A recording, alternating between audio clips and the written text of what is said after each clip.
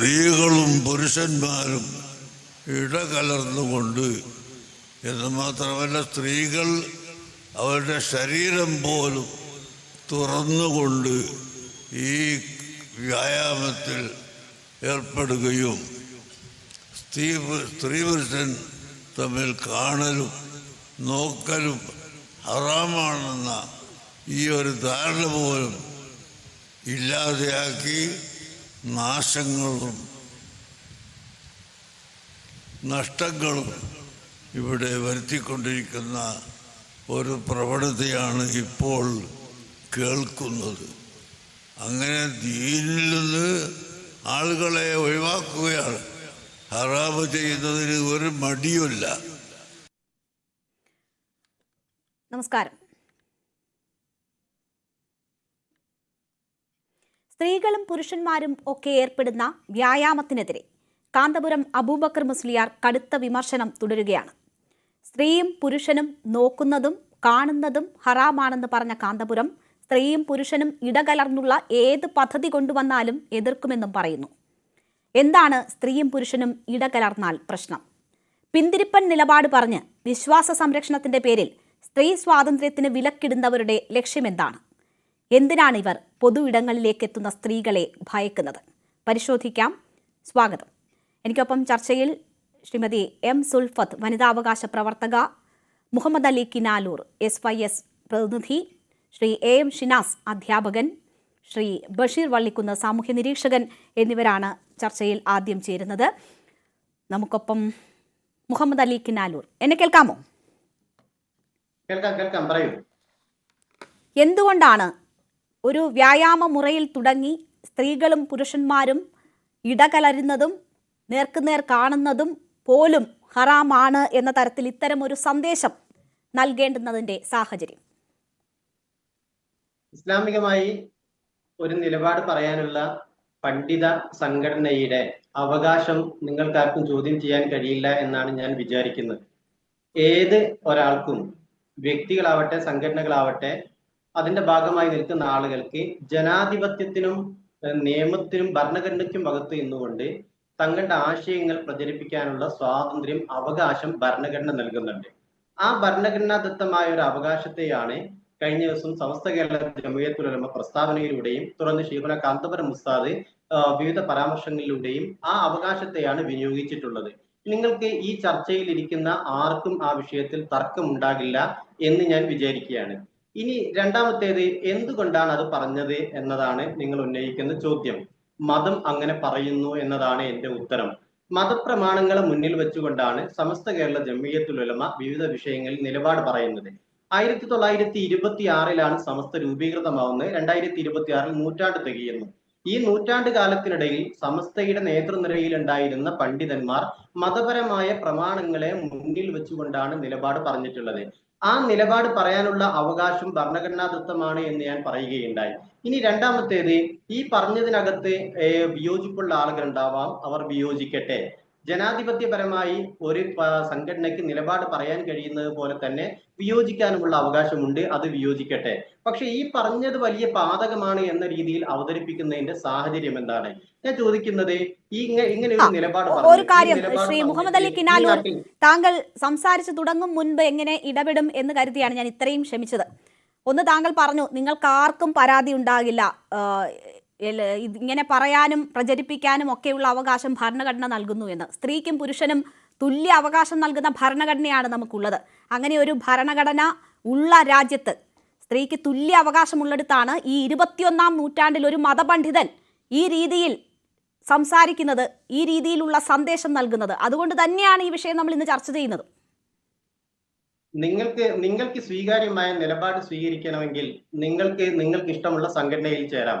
നിങ്ങളുടെ ആരുടെയെങ്കിലും സമ്മതിക്ക് വേണ്ടിയോ കയ്യടിക്ക് വേണ്ടിയിട്ടാണ് സമസ്ത കേരള ജമിയത്തുൽ ഉലമ ഇക്കാലം അത്രയും പ്രവർത്തിച്ചിട്ടുള്ളത് എന്ന് നിങ്ങൾക്ക് തോന്നുന്നില്ലല്ലോ.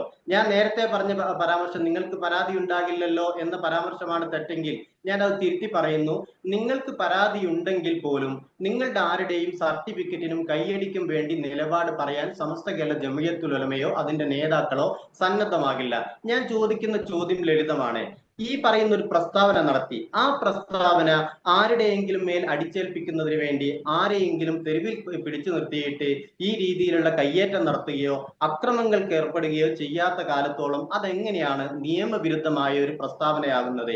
എങ്ങനെയാണ് നിങ്ങൾ അതിനെ അങ്ങനെ വ്യാഖ്യാനിക്കുന്നത്? സമസ്തക്കാർ നിലപാട് പറയാനുള്ള സ്വാതന്ത്ര്യമുണ്ടല്ലോ, ഭരണഘടന അത് വകുവെച്ച് നൽകിയിട്ടുണ്ടല്ലോ. ഇനി ആ പറഞ്ഞതിനകത്ത് നിയമവിരുദ്ധമായ എന്തെങ്കിലും ഉണ്ടെങ്കിൽ അതിന്റെ നിയമവിദഗ്ധന്മാർ അതേക്കുറിച്ച് സംസാരിക്കട്ടെ. അത് പ്രയോഗവൽക്കരിക്കുന്നിടത്ത് ആരുടെയെങ്കിലും മേൽ അടിച്ചേൽപ്പിക്കുന്നില്ല. വിശ്വാസികൾക്ക് ബാധകമായ ഒരു കാര്യം പറയുന്നു. മുഹമ്മദ് അലി കിനാലൂർ, നിയമവിരുദ്ധം എന്നതിനപ്പുറം ഇത് അങ്ങേയറ്റം പിന്തിരിപ്പനായിട്ടുള്ള ഒരു നിലപാടാണ്, അങ്ങേയറ്റം സ്ത്രീവിരുദ്ധമായിട്ടുള്ള നിലപാടാണ്. നിങ്ങൾ ഖുർആൻ അനുസരിച്ച് ജീവിക്കണമെന്ന് ഞാൻ ശ്രീ മുഹമ്മദ് അലി കിനാലൂർ, ഇത് അങ്ങേയറ്റം പിന്തിരിപ്പനാണ്, ഇത് അങ്ങേയറ്റം സ്ത്രീവിരുദ്ധമായ ഒരു നിലപാടാണ്. അതുകൊണ്ടാണ് ഇത് ചോദ്യം ചെയ്യപ്പെടുന്നത്. ഇത് ചോദ്യം ചെയ്യപ്പെടുന്നത് ഇത് അങ്ങേയറ്റം സ്ത്രീവിരുദ്ധമായ ഒരു നിലപാടായതുകൊണ്ടാണ്. എന്താണ് ഇങ്ങനെ പറയാനുള്ള അല്ലെങ്കിൽ ഇങ്ങനെ പറയുന്നതിന്റെ യുക്തി എന്ന് മനസ്സിലാവുക പോലും ചെയ്യാത്ത കാര്യങ്ങളാണ് അദ്ദേഹം പറയുന്നത്. സാഹചര്യം എന്താണ്? നിങ്ങളൊക്കെ നിശ്ചയിക്കുന്ന പുരോഗമനത്തിന്റെ കള്ളിയിലെ മതപണ്ഡിതന്മാർ നിൽക്കാൻ പാടുള്ളൂ എന്നാണെങ്കിൽ അതിന് ഞങ്ങളെ കിട്ടില്ല, ഞങ്ങളുടെ നേതൃത്വത്തെ കിട്ടില്ല, സമസ്തയുടെ നേതാക്കളെ കിട്ടില്ല. നിങ്ങൾക്ക് വിയോജിപ്പുണ്ടാകാം, നിങ്ങൾ വിയോജിപ്പ് പറഞ്ഞോളൂ. ആ വിയോജിപ്പ് സ്വാഭാവികമാണ്. നിങ്ങൾ ജനാധിപത്യപരമായ നിങ്ങളുടെ അവകാശത്തെ വിനിയോഗിക്കുന്നു. ഇത് ഇപ്പുറത്ത് മതപണ്ഡിതന്മാർക്ക് ആ ജനാധിപത്യ അവകാശം വകവെച്ച് നൽകില്ല എന്ന് പറയുന്നത് എന്തുമേൽ അപഹാസ്യമായ നിലപാടാണ് എന്നെങ്കിലും നിങ്ങൾ ആലോചിക്കേണ്ടതുണ്ട്. അതുകൊണ്ട് കാര്യം ഇത്രയേ ഉള്ളൂ, നിങ്ങൾ അനാവശ്യമായ വിവാദം ഉണ്ടാക്കിയാണ്. ഇസ്ലാമിക പ്രമാണങ്ങൾ മുന്നിൽ വെച്ച് മതപണ്ഡിതന്മാർ ഭരണഘടനാദത്തമായ അവകാശം ഉപയോഗിച്ച് ഒരു വിഷയത്തെ വിശ്വാസികൾക്ക് ബാധകമാവുന്ന വിധത്തിൽ സമൂഹത്തിൽ അവതരിപ്പിച്ചതിനെ ആർക്കും പരാതി ഉണ്ടാകേണ്ടതില്ല. അങ്ങനെ പരാതിയുള്ള ആളുകൾ അതിങ്ങനെ പറഞ്ഞുകൊണ്ടേയിരിക്കട്ടെ. അങ്ങനെ പരാതി പറയുമ്പോൾ തന്നെയും വ്യാപക വിമർശനം ഉയർന്നതിന് ശേഷവും അദ്ദേഹം എന്താണോ പറഞ്ഞത് അത് തുടരുകയാണ്, അതിലും രൂക്ഷമായ ഭാഷയിൽ തുടരുകയാണ്. മാത്രവുമല്ല, സ്ത്രീകളും പുരുഷന്മാരും ഇടകലർന്നുള്ള എന്ത് പദ്ധതി കൊണ്ടുവന്നാലും എതിർക്കുമെന്ന് കൂടി അസന്നിഗ്ധമായി വ്യക്തമാക്കിയിരിക്കുകയാണ് അദ്ദേഹം. ശ്രീ മുഹമ്മദ് അലി കിനാലൂർ, ഞാൻ ചോദിക്കുന്നത്, നിങ്ങൾക്ക് എന്തും വിളിച്ചു പറയാനുള്ള അവകാശം ഉണ്ടായിരിക്കും, അല്ലെങ്കിൽ ആ പറയാനുള്ള അവകാശത്തിനുള്ളിൽ നിന്നുകൊണ്ടായിരിക്കും പറയുന്നത്. പക്ഷേ എന്തുകൊണ്ട് ഈ അവസരത്തിൽ ഇങ്ങനെ പറയേണ്ടി വരുന്നു? അതിന്റെ യുക്തി എന്താണ്? എന്താണ് അതിലൂടെ ലക്ഷ്യമിടുന്നത് എന്ന് പറയാൻ കഴിയുമോ? സ്ത്രീകൾ പൊതു ഇടത്തിലേക്ക് വരരുത്, ഇടകലർന്നിരിക്കരുത്, സ്ത്രീകളും പുരുഷന്മാരും തമ്മിൽ കാണരുത് എന്ന് പറയുന്നതിന്റെ യുക്തി എന്താണ്? നിങ്ങൾ ഏത് യുക്തിയാണ്? ഞാൻ നിങ്ങളോട് ചോദിക്കുന്ന ഒരു കാര്യം, ഞാൻ ഈ ആങ്കറോട് ചോദിക്കുന്ന ഒരു ചോദ്യം, കുംഭമേള നടന്നുകൊണ്ടിരിക്കുന്ന സമയമാണല്ലോ, അത് അവരുടെ വിശ്വാസവുമായി ബന്ധപ്പെട്ട ഒരു കാര്യമാണ്. അവിടെ പൂർണ്ണ നഗ്നരും അർദ്ധനഗ്നരുമായ സന്യാസിമാർ പങ്കെടുക്കുന്നത് ഞാൻ ദൃശ്യങ്ങളിൽ കാണുകയുണ്ടായി. ഈ കാലത്ത് അങ്ങനെ വസ്ത്രമൊന്നും ധരിക്കാതെ ആളുകൾ വന്ന് ഒരു മേളയിൽ പങ്കെടുക്കുന്നതിനെ കുറിച്ച് നിങ്ങളുടെ നിലപാട് എന്താണ്? വളരെ മോശം അഭിപ്രായമാണ് എനിക്കുള്ളത്. എന്റെ അഭിപ്രായം ഒരിക്കലും അതിനെ ആ രീതിയിൽ വരുന്നതിന് അനുകൂലമായിട്ടുള്ള ഒരു അഭിപ്രായമല്ല. നമ്മൾ അതിനെ കുറിച്ചുള്ള ചർച്ചയിൽ അതിലെന്താണ് നിലപാട് എന്ന് പറയും. നമ്മൾ പുരോഗമന, ഞാൻ പറയട്ടെ, താങ്കൾ എന്നോടൊരു ചോദ്യം ചോദിച്ചിട്ട് താങ്കൾ എന്നോടൊരു അഭിപ്രായം ചോദിച്ചിട്ട് ഞാൻ പറയുന്നത് കേൾക്കാനുള്ള മനസ്സ് താങ്കൾക്കില്ലല്ലോ. എനിക്ക് അതിനോട് യാതൊരു തരത്തിലുള്ള യോജിപ്പുമില്ല. അത് വിശ്വാസത്തിന്റെ പേരിൽ അവർ നടത്തുന്നു. അതിനെക്കുറിച്ചുള്ള ഡിബേറ്റുകൾ ഉണ്ടെങ്കിൽ ഞാൻ എന്റെ അഭിപ്രായം പറയും. ഇവിടെ ഇപ്പോൾ നമ്മളുടെ വിഷയം ഈ കാന്തപുരം പറഞ്ഞതുമായി ബന്ധപ്പെട്ടാണല്ലോ. അവിടെ ആ കാര്യം ചൂണ്ടിക്കാട്ടുന്ന താങ്കൾക്ക് എന്തുകൊണ്ട്, എന്ത് യുക്തിയിൽ, എന്തുകൊണ്ട് ഈ കാലത്തും ഇങ്ങനെ അഭിപ്രായം പറയുന്നു എന്ന് പറയാമല്ലോ. മതപണ്ഡിതർ പറയുന്നു എന്നതിനപ്പുറം മതപണ്ഡിതർ എന്തുകൊണ്ട് പറയുന്നു എന്ന് താങ്കൾ പറഞ്ഞില്ല ഇതുവരെ. ഏത് അളവ് പോലെ കൊണ്ടാണ് മതത്തെ അളക്കാൻ ഉദ്ദേശിക്കുന്നത്? നിങ്ങൾ ഏത് ലോജിക്ക് വെച്ചാണ് മതത്തെ അളക്കാൻ ഉദ്ദേശിക്കുന്നത്? ആ ലോജിക്കുകൾക്കകത്ത് ഞങ്ങൾ നിൽക്കണമെന്ന് നിങ്ങൾ ദയവായി വാശി പിടിക്കരുത്. ഞാൻ അങ്ങനെ പറഞ്ഞു. ശ്രീ മുഹമ്മദ് അലി കിനാലൂർ, താങ്കൾക്ക് ഞാൻ പറയുന്നത് കേൾക്കാമെന്ന് കരുതുകയാണ്. ഞാൻ പറയുന്നത് പറയണമെന്നോ നിങ്ങൾ എന്തെങ്കിലും പ്രത്യേകിച്ച് പറയണമെന്നോ ഞാൻ പറഞ്ഞില്ല. ഞാൻ ചോദിച്ചത് നിങ്ങൾ ഇങ്ങനെ ഇപ്പോൾ പറയുന്നതിന്റെ സാഹചര്യം എന്താണ്, അതിന്റെ യുക്തി എന്താണ് എന്ന് മാത്രമാണ് ചോദിച്ചത്. അതിന് മറുപടി ഉണ്ടോ? അങ്ങനെ തന്നെ മുന്നോട്ട് പോകുമെന്നതിൽ ഒരു സംശയം ആർക്കും ഉണ്ടാകേണ്ടതില്ല. ഞങ്ങൾ ഭരണഘടനാ വിരുദ്ധമായി എന്തെങ്കിലും ചെയ്തോ, നിയമവിരുദ്ധമായി എന്തെങ്കിലും ചെയ്തോ? നിങ്ങളുടെ പുരോഗമന തീട്ടൂരങ്ങൾക്ക് ഞങ്ങൾ ഒപ്പിച്ച് നിൽക്കുന്നില്ല എന്നതുകൊണ്ട് മതപണ്ഡിതന്മാരെ പ്രാകൃതരായി ചിത്രീകരിക്കാനുള്ള അവകാശമൊന്നും ആർക്കുമില്ല. അതൊന്നും വകവെച്ചേരുമെന്ന് പ്രതീക്ഷിക്കേണ്ടതില്ല. മതം പറഞ്ഞുകൊണ്ടേയിരിക്കും. നിങ്ങൾക്ക് ഇഷ്ടപ്പെട്ടാലും ഇല്ലെങ്കിലും മതം പറയും. അത് പറയാനുള്ള ഭരണഘടനാപരമായ അവകാശം നിലനിൽക്കുന്നുണ്ട്. അതൊന്നും ചോദ്യം ചെയ്യാൻ ഒരു മാധ്യമ പ്രവർത്തകർക്ക് അവകാശമില്ല. ഇത് തന്നെയാണ് ഞാൻ തീർത്ത് പറയുന്നത്. ശ്രീ മുഹമ്മദ് അലി കിനാലൂർ, ഞാൻ എന്റെ ചോദ്യത്തിൽ ചോദിച്ച കാര്യങ്ങൾക്ക് താങ്കൾ മറുപടി പറഞ്ഞില്ല. എന്താണ് ഇങ്ങനെ പറയാനുള്ള സാഹചര്യം? എന്താണ് ഇതിലൂടെ ലക്ഷ്യം വെക്കുന്നത്? എന്താണ് ഇപ്പോൾ അതിന് അങ്ങനെ പറയാനുള്ള പ്രാധാന്യം എന്താണ് എന്നത് ഞാൻ ചോദിച്ചു. എന്താണ് ഒരു സ്ത്രീ പുരുഷന്മാർ ഇടകലർന്നുള്ള വ്യായാമത്തിന്റെ വീഡിയോകൾ പ്രചരിക്കുന്ന ഒരു സാഹചര്യം ഉണ്ടായി. ആ വ്യായാമത്തിന്റെ വീഡിയോകളിൽ പലരും മുസ്ലിം സ്ത്രീകളാണ് ഈ ചില ദൃശ്യങ്ങളിലൊക്കെ കാണുന്നത്. ആ ദൃശ്യങ്ങളൊക്കെ കാണുന്ന സമയത്ത് മതപണ്ഡിതന്മാരുടെ മുന്നിൽ ഈ വിഷയം വരുമ്പോൾ അവർ നിലപാട് പറയില്ലേ? ആ നിലപാട് പറയുന്നതിൽ എന്താണ് തെറ്റ്? ഈ പറഞ്ഞ ഏതെങ്കിലും തരത്തിൽ ഒരു വ്യായാമം നടന്നുകൊണ്ടിരിക്കുന്ന ഒരു സ്ഥലത്ത് പോയിട്ട് ഏതെങ്കിലും പണ്ഡിതന്മാർ ഇവരെങ്ങനെ കയ്യേറ്റം ചെയ്ത ഒരു സാഹചര്യം ഉണ്ടായിട്ടില്ലല്ലോ. ഇവരുടെ മുന്നിൽ വന്ന ഒരു വിഷയത്തെ ഇവർ നിലപാട് പറയാൻ വേണ്ടിയുള്ള അവസരമായി ഉപയോഗപ്പെടുത്തി. അതിന് ഇനി മാധ്യമങ്ങളുടെയും ഈ നാട്ടിലെ പുരോഗമനവാദികൾ എന്ന് പറയുന്ന സോക്കോൾഡ് പുരോഗമനവാദികളുടെയൊക്കെ കിട്ടൂരവും അവരുടെ സമ്മതമൊക്കെ വാങ്ങിയിട്ട് നിലപാട് പറയാൻ കഴിയുന്നുണ്ടോ? അങ്ങനെയൊന്നും സമ്മതം വാങ്ങിയിട്ടൊന്നും പ്രവർത്തിക്കാൻ ഉദ്ദേശിക്കുന്ന ഒരു പ്രസ്ഥാനമല്ല സമസ്തയല്ല ജമഅത്തുൽ ഉലമയും അതിന്റെ കീഴിലുള്ള സംഘടനകൾ എന്ന് മാത്രം നിങ്ങൾ മനസ്സിലാക്കിയാൽ മതി. ശരി, ഞാൻ താങ്കളിലേക്ക് തിരിച്ചെത്താം. ശ്രീമതി എം സുൽഫത്ത്, ഇവിടെ മതം പ്രചരിപ്പിക്കാനുള്ള ഭരണഘടന നൽകുന്ന അവകാശം എന്നത് പറഞ്ഞുകൊണ്ട് ഭരണഘടനയ്ക്കുള്ളിൽ നിന്നുകൊണ്ട് തങ്ങൾ പറയാൻ പറ്റുന്നത് പറയുന്നു എന്നതാണ്. അതിനെ പിന്തുണയ്ക്കുന്നവർക്ക് പിന്തുണയ്ക്കാം, അല്ലാത്തവർ പറയുന്നതോ അല്ലെങ്കിൽ അവർ നിർദ്ദേശിക്കുന്നതോ അതിനെ സ്വാധീനിക്കില്ല എന്നതാണ് അവർ സൂചിപ്പിക്കുന്നത്. ഒരു മതപണ്ഡിതൻ ഇങ്ങനെ പറയുകയാണ്, അങ്ങേയറ്റം സ്ത്രീവിരുദ്ധമായ നിലപാട് ഈ നൂറ്റാണ്ടിൽ അദ്ദേഹത്തെ അനുകൂലിക്കുന്നവരോട് പറയുകയാണ്. എത്ര പേരെ ഇത് സ്വാധീനിക്കും? വലിയ ചലനങ്ങൾ എന്തെങ്കിലും ഉണ്ടാക്കുമോ? താങ്കൾക്ക് അങ്ങനെ ഭയമുണ്ടോ? ഇവിടെ ഇപ്പൊ പറഞ്ഞത് മതം പറയാനുള്ള സ്വാതന്ത്ര്യം ഉള്ളത് കൊണ്ട് ഞങ്ങൾ അത് പറയും, അത് ഇഷ്ടപ്പെട്ടവർ കേട്ടാൽ മതിയെന്ന്. മതം പറയാനുള്ള സ്വാതന്ത്ര്യം എന്ന് പറഞ്ഞാൽ എന്തും പറയാനുള്ള സ്വാതന്ത്ര്യമല്ല. ഒരു ജനാധിപത്യ ഭരണക്രമത്തിൽ ഭരണഘടനയ്ക്ക് വിരുദ്ധമായിട്ടുള്ള സ്ത്രീ പുരുഷ സമത്വവും സ്ത്രീകളും സ്വാതന്ത്ര്യവും ഒക്കെ ഉറപ്പു തരുന്ന ഒരു ഭരണഘടനയ്ക്ക് അകത്ത് നിന്നുകൊണ്ട് മാത്രമേ ഏത് പണ്ഡിതനും, അത് അബൂബക്കർ മുസ്ലിയാരായാലും അല്ലെങ്കിൽ മറ്റേത് മുസ്ലിയാരായാലും അവർക്ക് പറയാൻ, ഭരണഘടനയ്ക്ക് അകത്ത് നിന്നുകൊണ്ട് മാത്രമേ പറയാൻ പറ്റൂ. ഇതിനെ മറ്റൊരു ചോദ്യം, ഇതിനെ ഭയപ്പെടുന്നുണ്ടോ എന്ന് ചോദിച്ചാൽ ഞാൻ പറയും ഇതിനെ യാതൊരു തരത്തിലും മുസ്ലിം സമൂഹം ഭയപ്പെടില്ല. ഇതേ കാന്തപുരം അബൂബക്കർ മുസ്ലിയാര് കേരളത്തിൽ 33% പഞ്ചായത്തുകളിൽ സംവരണം കൊണ്ടുവന്നപ്പോൾ അദ്ദേഹം പരസ്യമായി പറഞ്ഞു, സ്ത്രീകൾ അധികാരത്തിൽ വന്നാൽ വരുന്ന രാജ്യങ്ങൾ അല്ലെങ്കിൽ അത് നശിച്ചു പോകും എന്ന അർത്ഥത്തിൽ സ്ത്രീകൾ തെരഞ്ഞെടുപ്പിൽ മത്സരിക്കാൻ പാടില്ല എന്ന് പറഞ്ഞു. ആര് കേട്ടു? പുറങ്കാലുകൊണ്ട് ചവിട്ടിക്കളഞ്ഞു എന്ന് പറഞ്ഞതുപോലെ സ്ത്രീകൾ അധികാരത്തിലേക്ക് വരികയും ചെയ്തു. ഇസ്ലാം മതവിശ്വാസികളും മതത്തിൽപ്പെട്ടവരും ഒക്കെ ഇന്ന് ഭരണരംഗത്തുണ്ട്.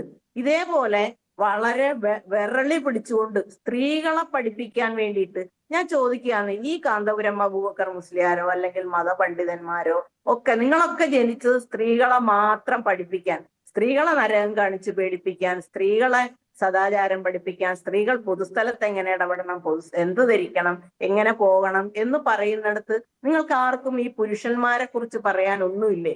ഇസ്ലാം നിരോധിച്ച ഒരുപാട് സംഗതികൾ, മദ്യപിക്കരുതെന്ന് ഇസ്ലാം പറഞ്ഞിട്ടുണ്ട്. എന്നിട്ട് നിങ്ങൾ എവിടെയെങ്കിലും ഏതെങ്കിലും പ്രസംഗത്തിൽ പറയുന്നോ? അല്ലയോ പുരുഷ സുഹൃത്ത് അല്ലെങ്കിൽ പുരുഷന്മാര് മദ്യപിക്കരുതെന്ന് പറയുന്നുണ്ടോ? ഇങ്ങനെ സ്ത്രീകളെ മര്യാദ പഠിപ്പിക്കാൻ എല്ലാ മതത്തിലെ മതങ്ങളില് പുരുഷന്മാരാൽ സൃഷ്ടിക്കപ്പെട്ട മതമാണ് ഈ മതങ്ങളുടെ മതപണ്ഡിതന്മാരും അങ്ങനെ തന്നെയാണ്. ഈ മതപണ്ഡിതന്മാർ ഈ 21-ാം നൂറ്റാണ്ടിൽ ഇരുന്നു കൊണ്ട് പറയുന്നത് ആരും മുഖവിലക്കെടുക്കുന്നില്ല എന്ന് മാത്രമാണ് എനിക്ക് പറയാനുള്ളത്. കാരണം ഈ പറഞ്ഞ പോലെ അധികാരത്തിൽ വരരുതെന്ന് പറഞ്ഞു, സ്ത്രീകൾ വിദ്യാഭ്യാസം ചെയ്യരുത്, കോളേജിൽ പോകരുതെന്ന് 10 ഇറക്കിയിട്ടുണ്ട് കേരളത്തില്. അതെവിടെങ്കിലും പ്രായോഗികമായോ? സ്ത്രീകൾ വിദ്യാഭ്യാസം ചെയ്യുന്നുണ്ട്. ഇനി സ്ത്രീകളും പുരുഷന്മാരും ഇടകലരരുതെന്ന് പറയുന്ന ഇതേ മതത്തിന്റെ സ്ഥാപനങ്ങൾ, വിദ്യാഭ്യാസ സ്ഥാപനങ്ങളുണ്ട്, ആശുപത്രികളുണ്ട്, ഇതുപോലെയുള്ള എല്ലാ സ്ഥാപനങ്ങളിലും തൊഴിലിടങ്ങളിൽ സ്ത്രീകളും പുരുഷന്മാരും ഇടകലർന്ന് തൊഴിൽ ചെയ്യുന്നുണ്ട്. ഈ പറയുന്ന മതപണ്ഡിതന്മാർക്ക് ഒരൊറ്റ കാര്യമേ, സ്ത്രീകളും പുരുഷന്മാരും ഇടകലർന്നാൽ അല്ലെങ്കിൽ അവർ ഒരു സ്ഥലത്ത് ഒന്നിച്ചു വന്നാൽ അവിടെ എന്തോ ലൈംഗികത സംഭവിച്ചു പോകുമെന്നുള്ള ഭയം, ഈ ഭയം ഞങ്ങൾ സ്ത്രീകൾക്കല്ല ഉള്ളത്, ഈ മതപണ്ഡിതന്മാർക്കാണ്. കാരണം അവർക്ക് ആ കണ്ണിലൂടെ മാത്രമേ സ്ത്രീകളെ കാണാൻ കഴിയുന്നുള്ളൂ എന്നാണ് എനിക്ക് തോന്നുന്നത്. അദ്ദേഹം പ്രസംഗിച്ചത് എന്താണ്? സ്ത്രീകളും പുരുഷന്മാരും ഇടപഴകുന്നു, അവര് വസ്ത്രം തുറന്നിടുന്നു. എന്ത് തുറന്നിടലാണ്? ഇനി അഥവാ വസ്ത്രത്തിന്റെ ഈ വ്യായാമം ചെയ്യുമ്പോൾ അവരിടുന്ന ഡ്രസ്സിലൂടെ എന്തെങ്കിലും ഉണ്ടെങ്കിൽ അത് നോക്കുന്ന പുരുഷന്മാരെയാണ് നിങ്ങൾ സദാചാരം പഠിപ്പിക്കേണ്ടത്. സ്ത്രീകൾ അവിടെ വ്യായാമം ചെയ്യുമ്പോൾ അത് നോക്കിയിരിക്കാൻ, അല്ലെങ്കിൽ അവിടെ ഈ പറയുന്നത് വെറുതെയാണ്. സ്ത്രീകളും പുരുഷന്മാരും ഇടപഴകിയത് കൊണ്ട് എവിടെയും ഒന്നും സംഭവിച്ചിട്ടില്ല. ഇവിടെ സംഭവിക്കുന്നത് ആണധികാരവുമായി ബന്ധപ്പെട്ട മറ്റ് പല കുറ്റകൃത്യങ്ങളും ഒക്കെ നടക്കുന്നത്. അതൊന്നും ഇടപഴകുന്നത് കൊണ്ട് ഉണ്ടാവുന്നതല്ല. അങ്ങനെ ഇടപഴകിക്കൊണ്ട് തന്നെയാണ് ലോകം മുന്നോട്ട് പോയിക്കൊണ്ടിരിക്കുന്നത്. ഈ നൂറ്റാണ്ടിൽ ഇരുന്നു കൊണ്ട് മതപണ്ഡിതന്മാർ പറയുന്നതിന് എനിക്ക് തോന്നുന്നു വിശ്വാസികളായ ഒരാളും മുഖവിലക്കെടുക്കുന്നില്ല എന്ന് മാത്രമല്ല, വളരെ ഈ മതത്തെ ഏറ്റവും പ്രാകൃത മതം എന്ന് വരുത്തി തീർക്കുന്ന തരത്തിലേക്ക് ഇവരുടെ ഇടപെടലുകൾ പൊതുസമൂഹത്തിൽ പലപ്പോഴും ലജ്ജ തോന്നും. ഇത്തരം ഇടപെടലുകൾ ഈ 21-ാം നൂറ്റാണ്ടിൽ ഇരുന്നുകൊണ്ട് ചില മതപണ്ഡിതന്മാർ, കോളേജ് അധ്യാപകനായ ഒരാൾ കഴിഞ്ഞ യൂട്യൂബിലൂടെ, എനിക്ക് തോന്നുന്നു യൂട്യൂബ് പോലും ഇത്തരം കാര്യങ്ങൾ പൈസ ഉണ്ടാക്കാൻ വേണ്ടി ജീൻസ് ധരിച്ച സ്ത്രീകളെയൊക്കെ വേശ്യകളെന്നാണ് മുഹമ്മദ് നബി പറഞ്ഞത് എന്ന്. നബിയുടെ കാലത്ത് വ്യായാമം ഉണ്ടോ, അല്ലെങ്കിൽ ജീൻസ് ഉണ്ടോ? എല്ലാം അദ്ദേഹത്തിന്റെ തലയിൽ, നബിയുടെ തലയിൽ കെട്ടിവെച്ചുകൊണ്ട് പറഞ്ഞതും പറയാത്തതുമായ കാര്യങ്ങളൊക്കെ വ്യാഖ്യാനിച്ചുകൊണ്ട് ആധുനിക കാലത്തിന് നിരക്കാത്ത തരത്തിൽ വ്യാഖ്യാനങ്ങൾ ഉണ്ടാക്കി കൊണ്ടുവരുന്ന ഈ മതപണ്ഡിതന്മാർ ഇദ്ദേഹം പറയുന്നത് പോലെ മതത്തെ ഏറ്റവും പ്രാകൃതമാക്കി മാറ്റുന്ന തരത്തിലേക്കാണ് പോകുന്നത്. എന്തുകൊണ്ടാണ് സ്ത്രീകളും പുരുഷന്മാരും ഒന്നിച്ച് ഇടകലർന്ന് വ്യായാമം ചെയ്താൽ എന്ത് സംഭവിക്കും എന്നാണ് കാന്തപുരം അബൂബക്കർ മുസ്ലിയാരെ പോലുള്ളവർ ഭയപ്പെടുന്നത് എന്ന് ഞങ്ങൾ സ്ത്രീകൾക്ക് മനസ്സിലാകുന്നില്ല. ഞങ്ങൾ അവിടെ വ്യായാമം ചെയ്യാൻ വരുന്നു, വ്യായാമം ചെയ്യുന്നു, അത് കഴിഞ്ഞ് പിരിഞ്ഞു പോകുന്നു. അവിടെ വരുന്ന പുരുഷന്മാരും അത് കഴിഞ്ഞ് പോകുന്നു. ദയവ് ചെയ്ത് കാന്തപുരത്തെ പോലുള്ള ആളുകൾ അങ്ങോട്ടേക്ക് വരരുത് എന്നൊരു അഭ്യർത്ഥനയുണ്ട്. കാരണം ഇദ്ദേഹമൊക്കെ ഇത് പറയുന്നത് ഈ രീതിയിലുള്ള ഭയമുള്ളതുകൊണ്ടായിരിക്കും. അദ്ദേഹത്തിന്റെ അനുയായികളോ അല്ലെങ്കിൽ അങ്ങനെ ഭയപ്പെടുന്നവർ അങ്ങോട്ട് വരാതിരിക്കുക. സ്ത്രീകളെ ഇത്രയേറെ ഭയപ്പെട്ട് സ്ത്രീകളെ സദാചാരം പഠിപ്പിക്കാൻ വേണ്ടി മാത്രമല്ല ഇസ്ലാം മതം ഉണ്ടായിട്ടുള്ളത്. ഇസ്ലാം മതം ഓരോ കാലത്തും ഓരോ മതം ഉണ്ടായതിന് ചില ലക്ഷ്യങ്ങളും ഉണ്ട്. അത് കാലത്തിനനുസരിച്ച് പരിഷ്കരിക്കപ്പെടുന്നതുകൊണ്ട് ഖുർആൻ അങ്ങനെ ഖുർആനിൽ പറഞ്ഞിട്ടുള്ള ഒരുപാട് കാര്യങ്ങൾ മാറ്റത്തിന് വിധേയമാണ്, മാറിയിട്ടുണ്ട്. ഈ പറയുന്ന ശരീഅത്ത് നിയമങ്ങൾ ലോകത്തെ എല്ലാ ഇസ്ലാമിക രാജ്യങ്ങളിൽ പോലും മാറുന്നുണ്ട്. ഇന്ത്യയിലും മാറിയിട്ടുണ്ട്. ഇന്ത്യയിലെ 1937 ശരീഅത്ത് ആപ്ലിക്കേഷൻ ആക്ട് മാറരുത്, ശരീഅത്തിന് വെള്ളം ചേർക്കാൻ പാടില്ല, ഇത് ഇരുമ്പലൊക്കെയാണ് എന്ന് പറഞ്ഞ ശരീരത്തിൽ പോലും ഒരുപാട് മാറ്റങ്ങൾ. തീർച്ചയായും താങ്കൾ അത് വിശദീകരിച്ചു കഴിഞ്ഞു. ഞാൻ താങ്കളിലേക്ക് തിരിച്ചെത്താം. ശ്രീ ബഷീർ വള്ളിക്കുന്ന്, ഞാൻ താങ്കളിലേക്ക് തിരിച്ചെത്താം. ശ്രീ ബഷീർ വള്ളിക്കുന്ന്, താങ്കൾ MEG7 അതിനു മുൻപായി MEG7 എന്ന ഒരു വ്യായാമ മുറ അത് പ്രചരിപ്പിക്കുന്നതിനെതിരെ നേരത്തെ തന്നെ ചില വിമർശനങ്ങൾ പല കോണുകളിൽ നിന്ന് ഉയരുകയും പിന്നീട് അതുമായി ബന്ധപ്പെട്ടുള്ള ചർച്ചകൾ നടക്കുകയും ചെയ്തു. ഇപ്പോൾ കാന്തപുരം പറഞ്ഞ സാഹചര്യത്തിൽ അത് വീണ്ടും ചർച്ചയാവുകയാണ്. MEG7 പ്രതിനിധിയെ നമ്മൾ ഈ ചർച്ചയിലേക്ക് ക്ഷണിച്ചിരുന്നു. പക്ഷേ MEG7 എന്ന് പറഞ്ഞുകൊണ്ടല്ല ഇത്തരം ഒരു വിമർശനം ഉണ്ടായതെന്നും ഇത്തരം ചർച്ചകളിൽ പങ്കെടുത്തുകൊണ്ട് എന്താണോ MEG7ന്റെ ഉദ്ദേശ ലക്ഷ്യങ്ങൾ അതിൽ നിന്ന് വേർതിരിഞ്ഞ് പോകാൻ തങ്ങൾ ആഗ്രഹിക്കുന്നില്ല എന്നും പറഞ്ഞുകൊണ്ട് അവർ ചർച്ചയിൽ പങ്കെടുക്കുന്നില്ല എന്ന് പറഞ്ഞു. അതുകൊണ്ടാണ് MEG7ന്റെ പ്രതിനിധി നമ്മുടെ ചർച്ചയിൽ ഇല്ലാത്തത്. പേരെടുത്ത് പറഞ്ഞുള്ള വിമർശനമല്ല എന്നതാണ് അവർ ചൂണ്ടിക്കാട്ടുന്നത്. പക്ഷേ ശ്രീ ബഷീർ വള്ളിക്കുന്ന്, നമുക്ക് കൃത്യമായും മനസ്സിലാകും ഇത് MEG7 കൂട്ടായ്മയെ തന്നെ ഉദ്ദേശിച്ചുകൊണ്ട് നടത്തിയ പരാമർശമാണ് എന്നത്. താങ്കൾ MEG7ൽ പങ്കാളിയാകുന്നു എന്ന് പറഞ്ഞുകൊണ്ട് ഒരു ഫേസ്ബുക്ക് പോസ്റ്റ് ഇട്ടത് ഞാൻ ഓർക്കുന്നു. അപ്പോൾ ഇത് സമൂഹത്തിൽ പലതരത്തിൽ എതിർക്കപ്പെടുകയാണ്. ഒന്ന്, ഇതിന് പിന്നിൽ ആര് എന്ന സംശയം ആയിരുന്നു ആദ്യം ഒരു വിമർശനമായി വന്നതെങ്കിൽ ഇപ്പോൾ ഇത് സ്ത്രീകളെ പങ്കെടുപ്പിക്കുന്നു എന്ന് പറഞ്ഞുകൊണ്ട് സമുദായ വിരുദ്ധമാണ്, ഹറാമാണ് എന്ന് പറഞ്ഞുകൊണ്ടുള്ള ഒരു സന്ദേശം നൽകുകയാണ്. എന്താണ് ഇതിന് പിന്നിൽ, ഇങ്ങനെ ഒരു വിമർശനം ഇപ്പോൾ ഉയർത്തിവിടുന്നതിന് പിന്നിൽ എന്നാണ് താങ്കൾ കരുതുന്നത്? കാന്തപുരം അബൂബക്കർ മുസ്ലിയാരും അതുപോലെ സമസ്ത നേതാക്കളുമൊക്കെ ഇപ്പോൾ ഉയർത്തിയിട്ടുള്ള ഈ വിമർശനങ്ങളെ ഒരു പുതിയ വിമർശനമായിട്ട് ഞാൻ കാണുന്നില്ല. തുടക്കത്തിൽ എനിക്ക് പറയാനുള്ളത് മറ്റൊരു കാര്യം പറയാനുണ്ട്. ഞാൻ ഇടതുപക്ഷ സഹയാത്രികൻ എന്നാണ് എന്റെ ടൈറ്റിൽ എഴുതി കാണിക്കുന്നത്. ഞാൻ ഒരു പക്ഷത്തിന്റെയും സഹയാത്രികനല്ല. ഇടതുപക്ഷത്തെയും വലതുപക്ഷത്തെയും സഹയാത്രികനല്ലാതെ തന്നെ കാര്യങ്ങളെ സാമൂഹിക വിഷയങ്ങളെ സമീപിക്കുന്ന ഒരു സമീപനം അത് മാറ്റിയാൽ നന്നായിരുന്നു. അപ്പൊ ഞാൻ പറഞ്ഞു തന്നത് കാന്തപുരത്തിന്റെയോ അല്ലെങ്കിൽ സമസ്തയുടെയോ ഈ വിഷയത്തിലുള്ള നിലപാടുകൾ പതിറ്റാണ്ടുകളായി അവർ തുടർന്നു വരുന്ന ഒരു സ്ത്രീവിരുദ്ധ നിലപാടുകളുടെ ഒരു തുടർച്ചയാണ്. അപ്പൊ എനിക്ക് ഈ വിഷയത്തിൽ പറയാനുള്ളത്, ഇപ്പൊ MEG7 കൂട്ടായ്മ ഇപ്പൊ കേരളത്തിലൊക്കെ പ്രത്യേകിച്ച് മലബാർ മേഖലയിൽ വളരെ വലുതായി വ്യാപകമായി വന്നുകൊണ്ടിരിക്കുന്നു. ഇപ്പൊ കഴിഞ്ഞ ദിവസം തന്നെ ഞാൻ 2 ദിവസം മുമ്പ് വായിച്ചത് 100 മെക്സവൻ യൂണിറ്റുകൾ മലപ്പുറം ജില്ലയിൽ ഒരൊറ്റ ദിവസം ഉദ്ഘാടനം ചെയ്തതായിട്ടുള്ള റിപ്പോർട്ട് വായിച്ചു.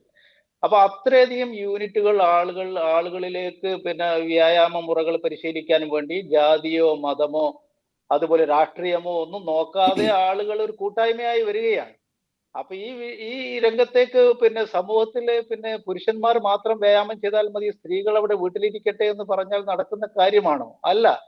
അവരും സമൂഹത്തിന്റെ ഭാഗമാണ്. അവർക്കും ക്ഷമത ആവശ്യമുണ്ട്. പ്രത്യേകിച്ചും ഈ മലബാർ മേഖലയിലൊക്കെ നമുക്കറിയാം ആരോഗ്യരംഗത്ത് ഒരുപാട് പ്രശ്നങ്ങളുള്ള സ്ഥലമാണ്. ജീവിതശൈലി രോഗങ്ങളുടെ പിടിയിൽ അമർന്നിരിക്കുന്ന ലക്ഷക്കണക്കിന് മനുഷ്യരുടെ ഏരിയയാണിത്. സൂപ്പർ സ്പെഷ്യാലിറ്റി ഹോസ്പിറ്റലുകളും ചികിത്സകളും ഒക്കെ ആയിട്ട് ഈ കേരളത്തിലെ പിന്നെ ഗുരുതരമായ രോഗങ്ങളുടെ ഒരു പട്ടിക എടുത്താൽ മലബാർ അതിന്റെ ഒരു കേന്ദ്രമാണ്. അപ്പൊ അവിടെയുള്ള സ്ത്രീകൾക്കും പുരുഷന്മാർക്കും ഒക്കെ വ്യായാമം ആവശ്യമുണ്ട്. പുരുഷന്മാർക്ക് മാത്രമല്ലേ വ്യായാമം ആവശ്യമുള്ളത്, സ്ത്രീകൾക്ക് ആ വ്യായാമം ആവശ്യമുണ്ട്. സമൂഹത്തിന്റെ എല്ലാ മേഖലകളിലുള്ള പ്രവർത്തനങ്ങളിൽ അവരെ കൂടി പങ്കാളികളാക്കേണ്ടതുണ്ട്. അപ്പൊ ഞാൻ പറഞ്ഞു വരുന്നത് ഈ സമസ്തയുടെ നിലപാട് പറഞ്ഞുകൊണ്ട് ഇതൊരു വിവാദമാക്കി ഈ വിഷയത്തിൽ ഇത്തരം കൂട്ടായ്മകളിൽ നിന്ന്, പ്രത്യേകിച്ച് ഈ വ്യായാമ കൂട്ടായ്മകളിൽ നിന്ന് സ്ത്രീകളെ അകറ്റി നിർത്തുന്ന രീതിയിലേക്കുള്ള ഒരു സംവാദമാക്കി ഇതിനെ കൊണ്ടുപോകുന്നത് നന്നായിരിക്കില്ല. ഒരുപക്ഷെ അതായിരിക്കാം മെക്സവൻ പ്രതിനിധികൾ ഈ ചർച്ചയിൽ പങ്കെടുക്കാതിരിക്കുന്നതിന്റെ കാരണം. നമ്മൾ പിന്നെ പുറകോട്ട് ഒന്ന് നോക്കിയാല് ഇത്തരം മതപണ്ഡിതന്മാരുടെ നിലപാടുകൾ എല്ലാ കാലഘട്ടത്തിലും ഉണ്ടായിട്ടുണ്ട്. പക്ഷേ സമൂഹം അത്തരം നിലപാടുകളെ അവഗണിച്ചുകൊണ്ട് മുന്നോട്ട് പോയ ചരിത്രമാണ് നമുക്ക് പിന്നെ കേരളക്കരയിലൊക്കെ കാണാൻ സാധിച്ചിട്ടുള്ളത്. ഇപ്പൊ സ്ത്രീകൾ വിദ്യാഭ്യാസ രംഗത്തേക്ക് കടന്നു വന്നപ്പോൾ സ്ത്രീകൾക്ക് ഭൗതിക വിദ്യാഭ്യാസം നൽകാൻ പാടില്ല, ഇംഗ്ലീഷ് നരകത്തിലെ ഭാഷയാണ്, മലയാളം ആര്യൻ എഴുത്താണ് എന്നൊക്കെ പറഞ്ഞിരുന്ന ഒരു പണ്ഡിത നേതൃത്വം നമ്മുടെ നാട്ടിൽ ഉണ്ടായിരുന്നു. പെൺകുട്ടികൾക്ക് സ്കൂൾ വിദ്യാഭ്യാസം പഠിക്കാൻ പാടില്ല, അത് ഹറാമാണെന്ന് പറഞ്ഞിരുന്ന ഒരു കാലഘട്ടം ഉണ്ടായിരുന്നു. എന്നിട്ടോ ഇപ്പൊ അതേ പിന്നെ വാദങ്ങൾ ഉയർത്തിയ ആളുകൾ തന്നെ വനിതാ കോളേജുകളും അറബി കോളേജുകളും പിന്നെ എല്ലാ തലത്തിലുള്ള പഠനങ്ങൾക്കുള്ള സ്ഥാപനങ്ങളും നടത്തുന്നുണ്ട്. അവരിന്ന് അതിൽ പെരുമ നടിക്കുന്നുണ്ട്. അപ്പൊ കാലം അവരെ മാറ്റും. ഈ സ്ത്രീകൾ പൊതുരംഗത്ത് വരാൻ പാടില്ല, സ്ത്രീകള് പുരുഷന്മാരെ കാണാൻ പാടില്ല എന്നൊക്കെ പറയുമ്പോൾ നമ്മൾ ഏത് കാലത്താണ് ഈ ജീവിക്കുന്നത്? ഇപ്പൊ ഇവര് ട്രെയിനിൽ യാത്ര ചെയ്യുന്നില്ലേ, ബസ്സിൽ യാത്ര ചെയ്യുന്നില്ലേ, സ്കൂളിൽ പോകുന്നില്ലേ, ആശുപത്രിയിൽ പോകുന്നില്ലേ, റെയിൽവേ സ്റ്റേഷനിൽ പോകുന്നില്ലേ? ഇവിടെയൊന്നും പുരുഷന്മാരില്ലാത്ത സ്ഥലങ്ങളാണോ കേരളത്തിലുള്ളത്? എല്ലായിടത്തും പുരുഷന്മാരുണ്ട്. അപ്പൊ വ്യായാമം ചെയ്യുന്ന ഒരു സ്ഥലത്ത് മാത്രം പുരുഷന്മാർ പാടില്ല എന്ന് പറഞ്ഞാൽ ഇതൊക്കെ അംഗീകരിച്ച് മുന്നോട്ട് പോകുന്ന ഒരു സമൂഹമാണോ? ഒരു നൂറ്റാണ്ടായാണോ നമ്മൾ ജീവിക്കുന്നത്? കാലം ഇവരെ മാറ്റും. ഇപ്പൊ ഒരു കാലത്ത് പറഞ്ഞ് ഫോട്ടോ എടുക്കാൻ പാടില്ല എന്ന് പറഞ്ഞിട്ട് വലിയ പ്രചാരണം ഉണ്ടായിരുന്നു. ഫോട്ടോ എടുക്കാൻ പാടില്ല, ചിത്രീകരണം പാടില്ല, സിനിമകൾ പാടില്ല, നാടകങ്ങൾ പാടില്ല, അഭിനയിക്കാൻ പാടില്ല. ഇതൊക്കെ പറഞ്ഞ് സ്ത്രീകളെയും അവരെ വീട്ടിനുള്ളിലേക്ക്, അടുക്കളക്കുള്ളിലേക്ക് ഒതുക്കി നിർത്താൻ ശ്രമിച്ച പണ്ഡിത നേതൃത്വം നമ്മുടെ മുന്നിലുണ്ട്. അവരെയൊക്കെ തിരുത്തി, അവരെയൊക്കെ മാറ്റി മുന്നോട്ട് പോവുകയാണ് മനുഷ്യർ. അവർ മുന്നോട്ട് പോവുക തന്നെ ചെയ്യും. ഇപ്പൊ മെക്സവന്റെ വിഷയത്തിലാകട്ടെ, ഇത്തരം വ്യായാമ മുറകളിലാകട്ടെ, സ്ത്രീകൾ വസ്ത്രം ധരിക്കാതെ വരണമെന്നൊന്നും ആരും പറയുന്നില്ലല്ലോ. സ്ത്രീകൾക്ക് ഇസ്ലാമിക വിശ്വാസം അനുസരിച്ച് ജീവിക്കുന്ന സ്ത്രീകൾക്ക് അവരുടെ വിശ്വാസപ്രകാരമുള്ള വസ്ത്രം ധരിച്ച് വ്യായാമം ചെയ്യാം. ശരി, അങ്ങനെയല്ലേ എല്ലാ സ്ത്രീകളും ചെയ്യുന്നത്? ഇപ്പൊ ഈ മെക്സവന്റെ ഒക്കെ പല വീഡിയോകളും നമ്മൾ കാണുന്നുണ്ട്. സ്ത്രീകളൊക്കെ വസ്ത്രം ധരിച്ച്, ഇപ്പൊ വസ്ത്രം ധരിക്കാതെ, ഇപ്പൊ ഈ ഉസ്താദ് പറയുന്നത് പോലെ ശരീരഭാഗങ്ങൾ തുറന്നിട്ട് കൊണ്ടുള്ള വ്യായാമ മുറകളൊന്നും എവിടെയും കാണുന്നില്ല. എല്ലാവരും മാന്യമായ വസ്ത്രം ധരിച്ചാണ് വരുന്നത്, പുരുഷന്മാരാണെങ്കിലും സ്ത്രീകളാണെങ്കിലും. ഇനി അവർക്ക് പിന്നെ മുഖമൊഴിച്ച് ബാക്കിയൊക്കെ മറച്ചിട്ട് വരാനാണെങ്കിൽ അങ്ങനെയും വ്യായാമം ചെയ്യാമല്ലോ. അതിനൊന്നും പ്രശ്നമില്ല.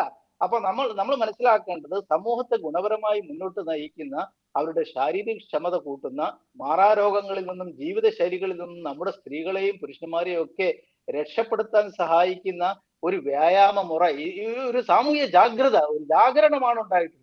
അപ്പൊ അതിനെതിരെയൊക്കെ സംസാരിച്ചിട്ട് ഈ പണ്ഡിതന്മാർ ഈ സമൂഹത്തെ എങ്ങോട്ട് കൊണ്ടുപോകാനാണ് ശ്രമിക്കുന്നത് എന്ന് എനിക്ക് മനസ്സിലാകുന്നു. ശരി, കാലം തിരുത്തും എന്നതാണ് താങ്കൾ സൂചിപ്പിച്ച മറ്റൊരു കാര്യവും. ഞാൻ താങ്കളിലേക്ക് തിരിച്ചെത്താം. ഇപ്പോൾ ശ്രീ ഹമീദ് ചന്ദമംഗലൂർ കൂടി നമുക്കൊപ്പം ടെലിഫോൺ ലൈനിൽ ചേരുകയാണ്. ശ്രീ ഹമീദ് ചന്ദമംഗലൂർ, കഴിഞ്ഞ ദിവസം അറബ് വനിത ബഹിരാകാശത്ത് എത്തി, അങ്ങനെ ചരിത്രം കുറിച്ചിരുന്നു സൗദി. അങ്ങനെ ഇസ്ലാമിക രാഷ്ട്രങ്ങൾ പോലും സ്ത്രീകൾക്ക് കൂടുതൽ അവസരങ്ങളും സ്വാതന്ത്ര്യവും അനുവദിക്കുന്ന നിലയിലേക്ക് മാറുമ്പോഴാണ് ഒരു ജനാധിപത്യ രാജ്യമായ നമ്മുടെ നാട്ടിൽ ഒരു മതപണ്ഡിതൻ സ്ത്രീകളും പുരുഷന്മാരും ഇടകലരുന്നതിൽ വലിയ വിനാശമുണ്ടാക്കുന്ന തരത്തിലേക്ക് മാറുന്നു എന്ന് പറയുന്നത്, സ്ത്രീകളും പുരുഷന്മാരും ഇടകലരുന്ന എന്ത് പദ്ധതി കൊണ്ടുവന്നാലും അതിനെ എതിർക്കും എന്ന സന്ദേശം നൽകുന്നത്. ഇനി എന്ന് തിരുത്തും ഇവർ? ഇത് നമ്മൾ മനസ്സിലാക്കേണ്ട കാര്യം, ഒന്നാമത് ആഗോളതലത്തിൽ നോക്കുകയാണെങ്കിൽ അതായത് ജെൻഡർ മിക്സിംഗ്, അതാണല്ലോ ഇവിടുത്തെ പ്രശ്നം. അതാണ് പ്രശ്നം. ഈ വിഷയത്തിൽ ജെൻഡർ മിക്സിംഗ് എന്ന വിഷയം മുൻനിർത്തുമായി ഈ വിഷയത്തെ സമീപിക്കുമ്പോൾ ആഗോളതലത്തിൽ നമുക്ക് ഇസ്ലാമിനെ 3 വർഗീകരിക്കണം. 1 ലിബറൽ ഇസ്ലാം, 2 പുരുഷ ഇസ്ലാം, 3 അതിപുരുഷ ഇസ്ലാം. ഈ ഇപ്പൊ പറഞ്ഞ നമ്മുടെ ഈ മുസ്ലിയാരുണ്ടല്ലോ, മുസ്ലിയാർ പ്രതിനിധാനം ചെയ്യുന്നത് അതിപുരുഷ ഇസ്ലാമിനെയാണ്. പുരുഷ ഇസ്ലാമിനെ പോലുമല്ല, അതിപുരുഷ ഇസ്ലാമിനെയാണ്. അപ്പോൾ ആഗോളതലത്തിൽ നോക്കുകയാണെങ്കിൽ മിക്കവാറും എല്ലാ മുസ്ലിം സംഘടനകളും മുസ്ലിം പുരുഷ ഇസ്ലാമിനെ പ്രതിനിധാനം ചെയ്യുന്നവരാണെന്ന് നമുക്ക് പറയാം. അതേ മുസ്ലിം സമൂഹത്തിനിടയിൽ ലിബറൽ ഇസ്ലാമിനെ പ്രതിനിധാനം ചെയ്യുന്ന ഒരുപാട് അവരൊന്നും ഈ ജെൻഡർ മിക്സിങ്ങിനെ എതിർക്കുന്നവരല്ല. കാരണം ആധുനിക കാല മിക്സിംഗ് ഇല്ലാതെ നമുക്ക് മുന്നോട്ട് പോകാനാവില്ല എന്ന് മനസ്സിലാക്കുന്നവരാണ് അവർ. എന്ന ധാരണയും അവർക്കില്ല. എന്നാൽ പുരുഷ ഇസ്ലാമിന്റെ വക്താക്കളും അതിപുരുഷ ഇസ്ലാമിന്റെ വക്താക്കളും ജെൻഡർ മിക്സിംഗ് പാടില്ല എന്ന് എത്രയോ നൂറ്റാണ്ടുകളായിട്ട് പറഞ്ഞു വരുന്നവരാ. അപ്പൊ ഈ പറയുന്ന മുസ്ലിയാരുണ്ടല്ലോ, ഈ മുസ്ലിയാര് പുരുഷ ഇസ്ലാമിനെ പ്രതിനിധാനം ചെയ്യുന്നു എന്നല്ല, ആദിപുരുഷ ഇസ്ലാമിനെ പ്രതിനിധാനം ചെയ്യുന്നയാളാണ്. 2-3 ദശകങ്ങൾക്കിടയിൽ പറഞ്ഞ ഒരുപാട് കാര്യങ്ങൾ നമ്മൾ കണ്ടിട്ടുണ്ട്.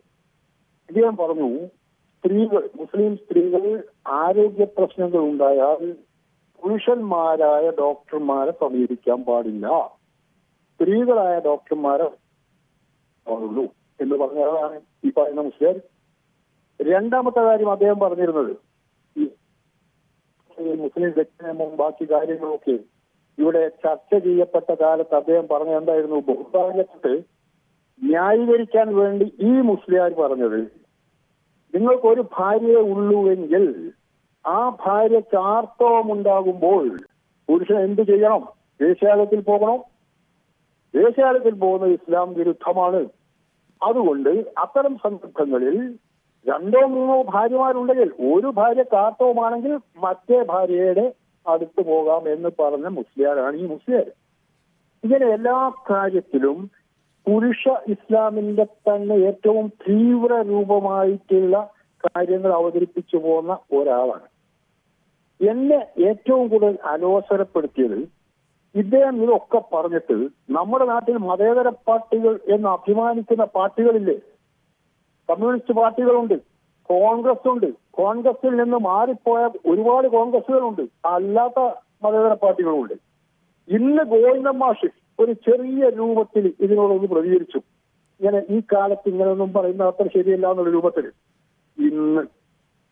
എന്നാൽ ഈ CPI ഉൾപ്പെടെയുള്ള കോൺഗ്രസ് ഉൾപ്പെടെയുള്ള ഏതെങ്കിലും മതേതര പാർട്ടികൾ ഇതുപോലുള്ള മുസ്ലിംമാര് ഇതുപോലുള്ള മനുഷ്യത്വ വിരുദ്ധമായ, ആധുനികത വിരുദ്ധമായ, സ്ത്രീ വിരുദ്ധമായ ആശയങ്ങൾ മുന്നോട്ട് വെക്കുമ്പോൾ ഒന്ന് തലയുയർത്തി നെഞ്ചു വിരിച്ച് മിണ്ടാതിരിക്കൂ എന്ന് പറയാൻ ഇതുവരെ ധൈര്യം കാണിച്ചിട്ടുണ്ടോ? കാണിച്ചിട്ടില്ല. എല്ലാ സെക്യുലർ പാർട്ടികൾക്കും മുസ്ലിംമാരെയും വേണം, മൗലവിമാരെയും വേണം, ബിഷപ്പുമാരെയും വേണം, സ്വാമിമാരെയും വേണം. ആരെയും വേദനിപ്പിച്ചുകൂടാ. ഇതാണ് സ്ഥിതി. ഇതുകൊണ്ടാ നമ്മുടെ സെക്യുലർ പാർട്ടികൾക്ക് വാസ്തവത്തിൽ സെക്യുലർ മൂല്യങ്ങളോട് യാതൊരു പ്രതിബദ്ധതയും ഇല്ലാത്തത് കൊണ്ടാണ് ഈ മുസ്ലിംമാരൊക്കെ ഇങ്ങനെ ഇവിടെ വാഴുന്നത്. ഒന്ന് CPM-ഓ CPI-യോ കോൺഗ്രസോ മുന്നോട്ട് വരട്ടെ ഇത്തരം മുസ്ലിംമാരെയും മൗലവിമാരെയും ബിഷപ്പുമാരെയും ഒക്കെ എതിർക്കാൻ. പിന്നെ മിണ്ടില്ല. പക്ഷെ അതിന് ധൈര്യമുള്ള ഒരൊറ്റ സെക്യുലർ പാർട്ടിയും തൽക്കാലം നമ്മുടെ കേരളത്തിലില്ല എന്നതാണ് നമ്മളെയൊക്കെ ഏറ്റവും കൂടുതൽ അലട്ടേണ്ട വിഷയം എന്നാണ് ഞാൻ കരുതുന്നത്. തീർച്ചയായും ഇന്ന് എം വി ഗോവിന്ദൻ പറഞ്ഞത് പൊതുവിടങ്ങളിലേക്ക് സ്ത്രീകൾ ഇറങ്ങരുത് എന്നത് പിന്തിരിപ്പൻ നിലപാടാണ്. അങ്ങനെ ശാഠ്യം പിടിക്കുന്നവർക്ക് പിടിച്ചു നിൽക്കാനാവില്ല. പുരോഗമന നിലപാട് സ്വീകരിച്ച് മുന്നോട്ടു പോകേണ്ടി വരും എന്നതാണ്. അപ്പോൾ ഈ തെറ്റുതിരുത്തൽ എങ്ങനെ സാധ്യമാകും എന്നത് ആണ് സൂചിപ്പിച്ചത്. തിരുത്താൻ, തെറ്റാണ് പറഞ്ഞതെന്ന് പറയാൻ ആളുകൾക്ക് ധൈര്യം കിട്ടാത്തിടത്തോളം കാലം തിരുത്തലിൻ്റെ സമയവും നീണ്ടുപോകും എന്നതാണ്. ഞാൻ മറ്റതിഥികളിലേക്ക് എത്താം ഇടവേളയ്ക്ക് ശേഷം.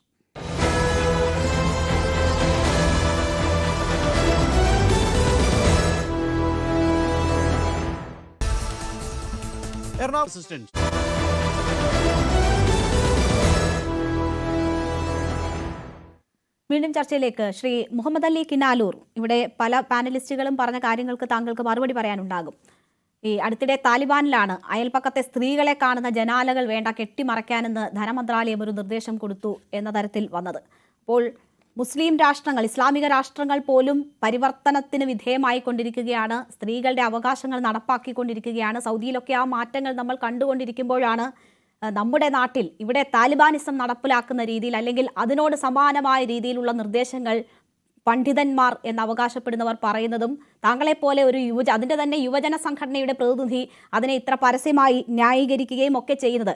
മാറ്റം ഉണ്ടാകേണ്ടതാണ്, മാറ്റം ഉണ്ടായേ മതിയാവുകയുള്ളൂ.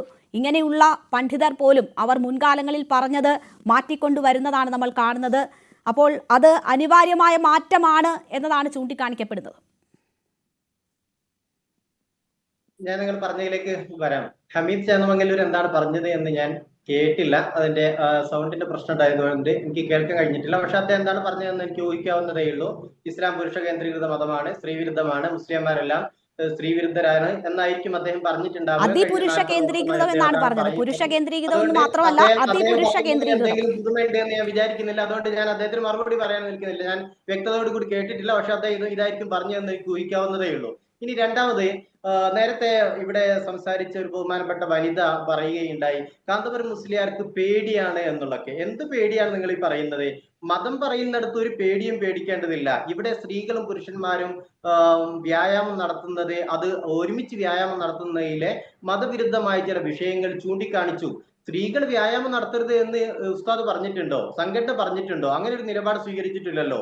പുരുഷനും സ്ത്രീയും അന്യ സ്ത്രീ പുരുഷന്മാർ തമ്മിലുള്ള സങ്കലനം ഇസ്ലാമിനെ നിരക്കാത്തതാണ്. അത് നേരത്തെ ബഷീർ സാഹിബിയോട് സൂചിപ്പിച്ചതുപോലെ കാലങ്ങളായി സമസ്ത പറഞ്ഞുകൊണ്ടിരിക്കുന്നതാണ്. ആ നിലപാടിൽ ഒരു നിങ്ങളുടെ തന്നെ വിദ്യാഭ്യാസ സ്ഥാപനങ്ങളിലും മറ്റ് സ്ഥാപനങ്ങളിലും സ്ത്രീ പുരുഷന്മാർ ഇടകലരുന്നില്ലേ? അതിലെന്തെങ്കിലും തെറ്റ് കാണുന്നുണ്ടോ? ഒരു പ്രവർത്തകരാണ്. ഉസ്താദ് പറയുന്നത് തന്നെയാണ് എന്നെ സംബന്ധിച്ചിടത്തോളം പ്രധാനം. അതുകൊണ്ട് ഉസ്താദ്, ഞാനൊരു യുവജന സംഘടനയുടെ പ്രതിനിധി ആയതുകൊണ്ട് ഉസ്താദിന്റെ വാക്കുകൾക്കെതിരെ ഞാൻ പറയും നിങ്ങൾ വിചാരിച്ചിട്ടുണ്ടെങ്കിൽ അത് നിങ്ങളുടെ വ്യാമോഹമാണ്.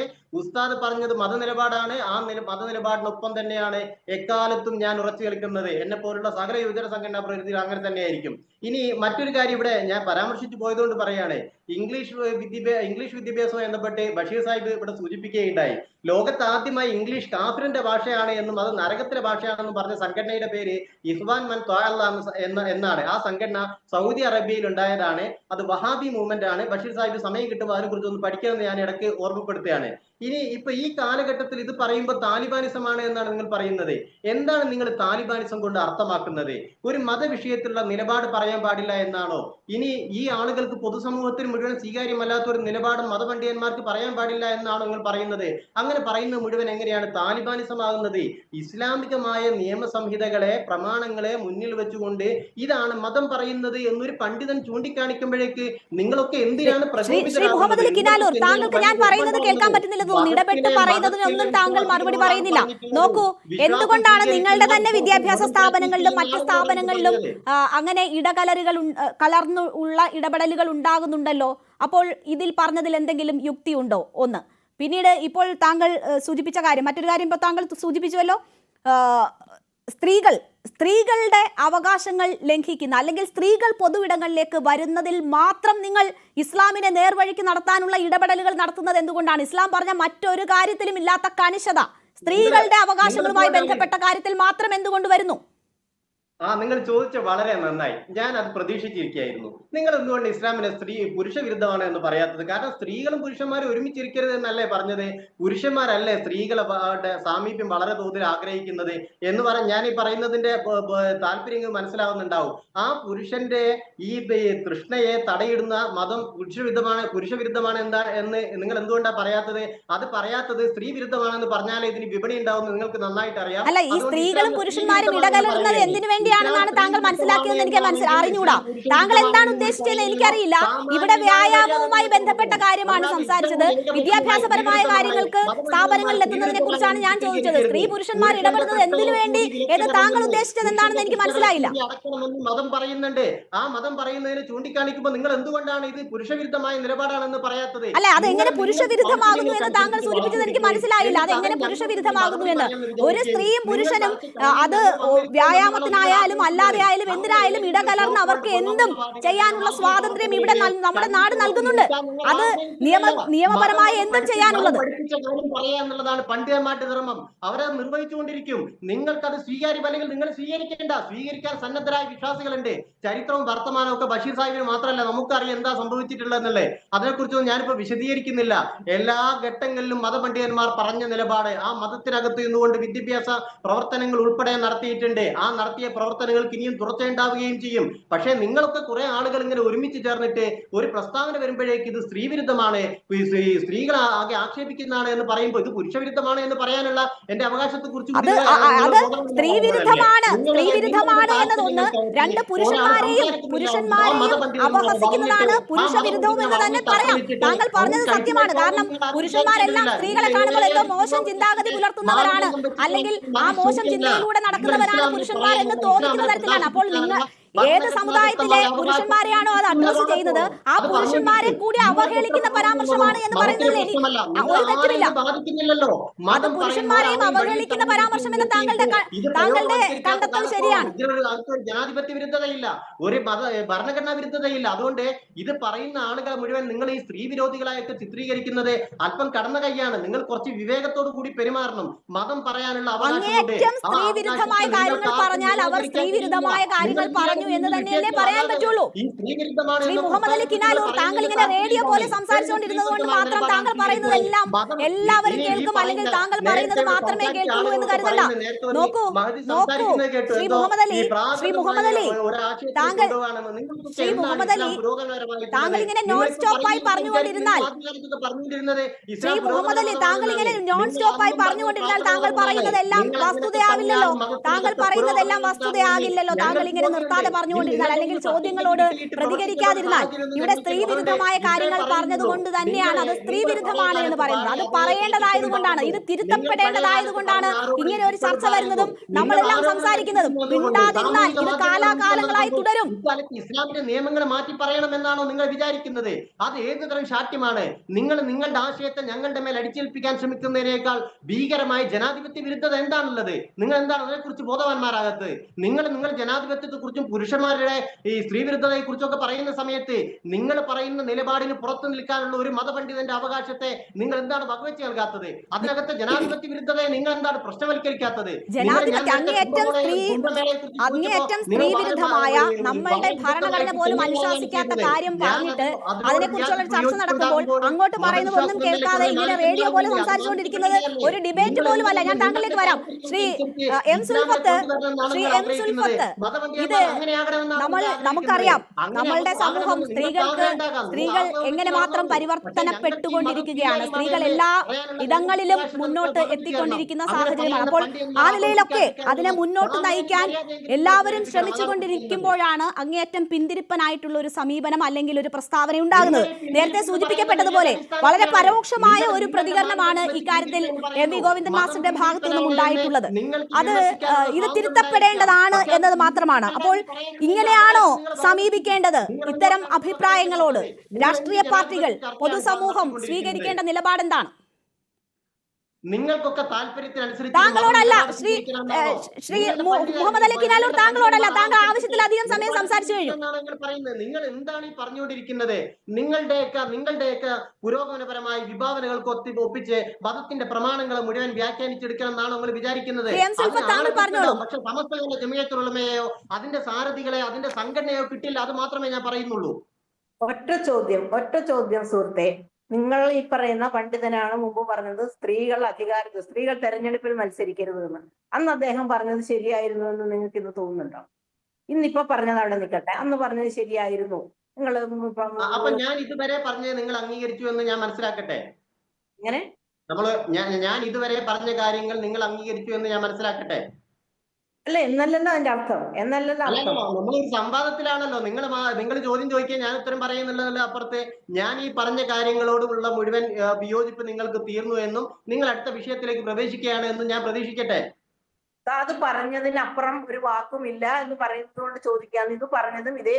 ഓക്കെ, ഞാനത് ആവർത്തിക്കുന്നു. പക്ഷെ ഞാൻ ചോദിക്കുന്ന ചോദ്യതാണ്, ഞാൻ ഇതുവരെയും പറഞ്ഞ കാര്യങ്ങൾ നിങ്ങൾക്ക് ബോധ്യപ്പെട്ടു എന്നും നിങ്ങളുടെ നിലപാടുകൾ തിരുത്തിയെന്നും അതിനുശേഷം മറ്റൊരു വിഷയത്തിലേക്ക് നിങ്ങൾ പ്രവേശിക്കുകയാണ് എന്നും ഞാൻ കരുതട്ടെ.